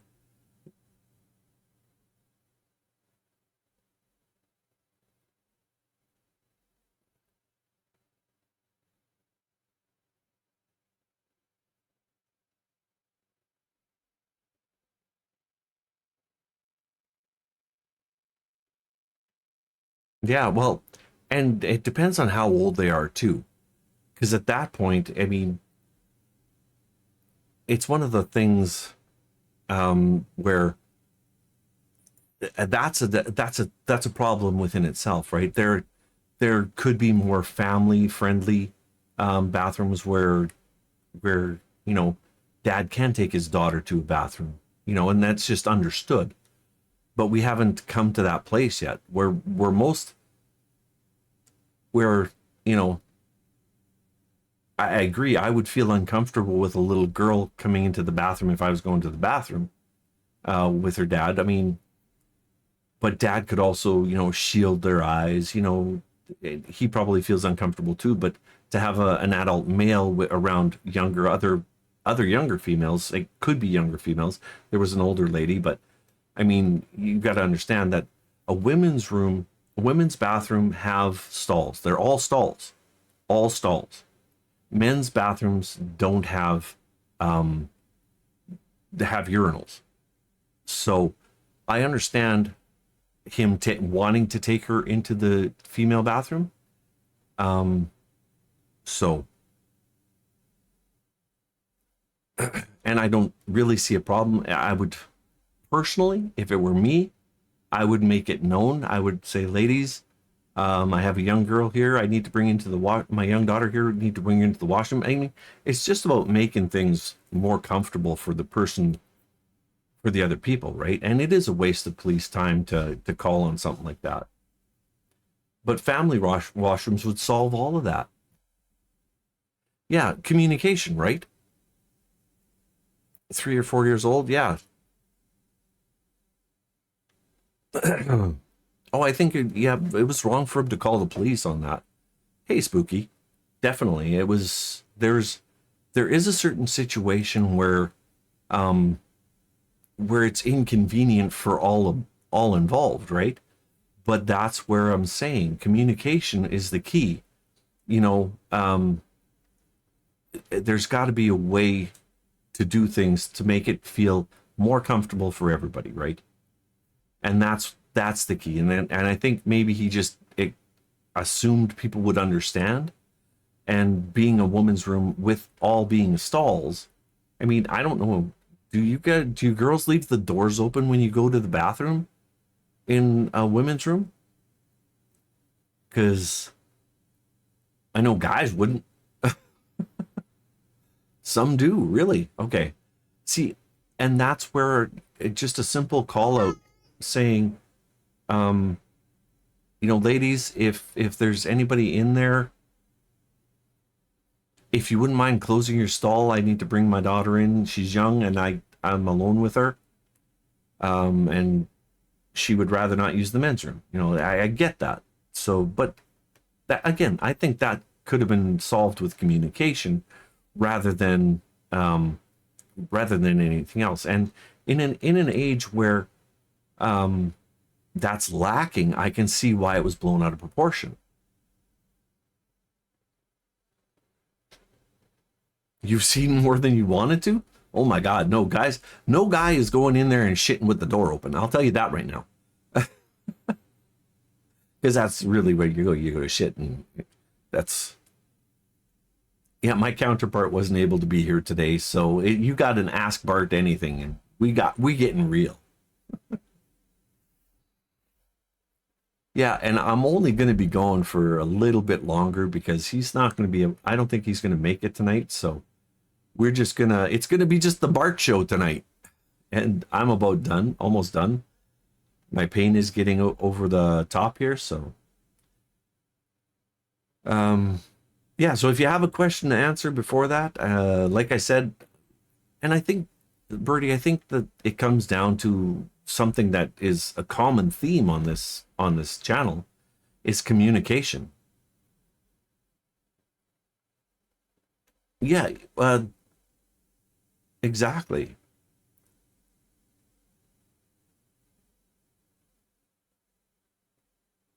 And there's honestly, there's some people that are just dicks. Some people just want to be assholes.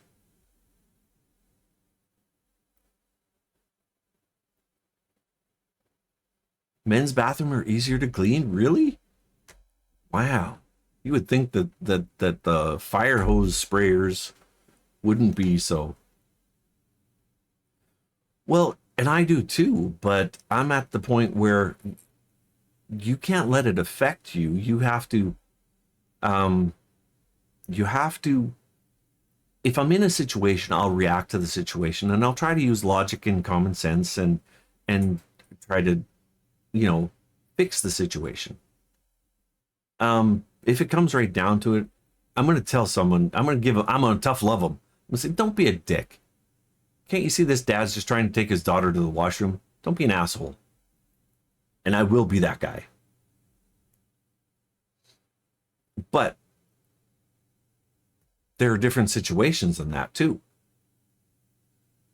So, I mean, why don't we all try to live our lives as don't be the asshole? You know, I like to think of myself as a mirror. Okay. If you're nice, if you're friendly, if you're polite, if you're, that's exactly what I'm going to be. Nice, polite, and friendly. If you're an asshole, you're going to get asshole Bart. Plain and simple. If you, you know, that's just how it needs to be. Don't be an asshole unless you want an asshole. Oh, okay. I always thought the guys would be more because we always get the short end of the stick. We always get told can you aim, please? This, that, and the other thing. But yeah, I guess we're all human. We all go make messes. So on that note, I think that's gonna be it for me tonight, guys. I just don't think I can go any longer. So thank you all for joining me. Sorry Darts couldn't be here, but I am about done. So I'm not gonna raid tonight because I don't know where to go. And we'll just end her there. And yeah, I hope you all have a good night.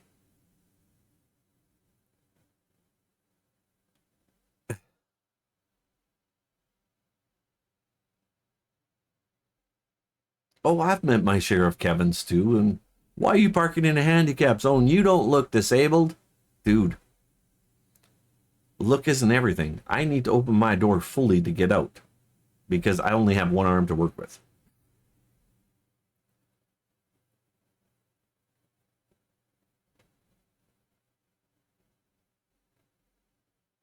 Yeah.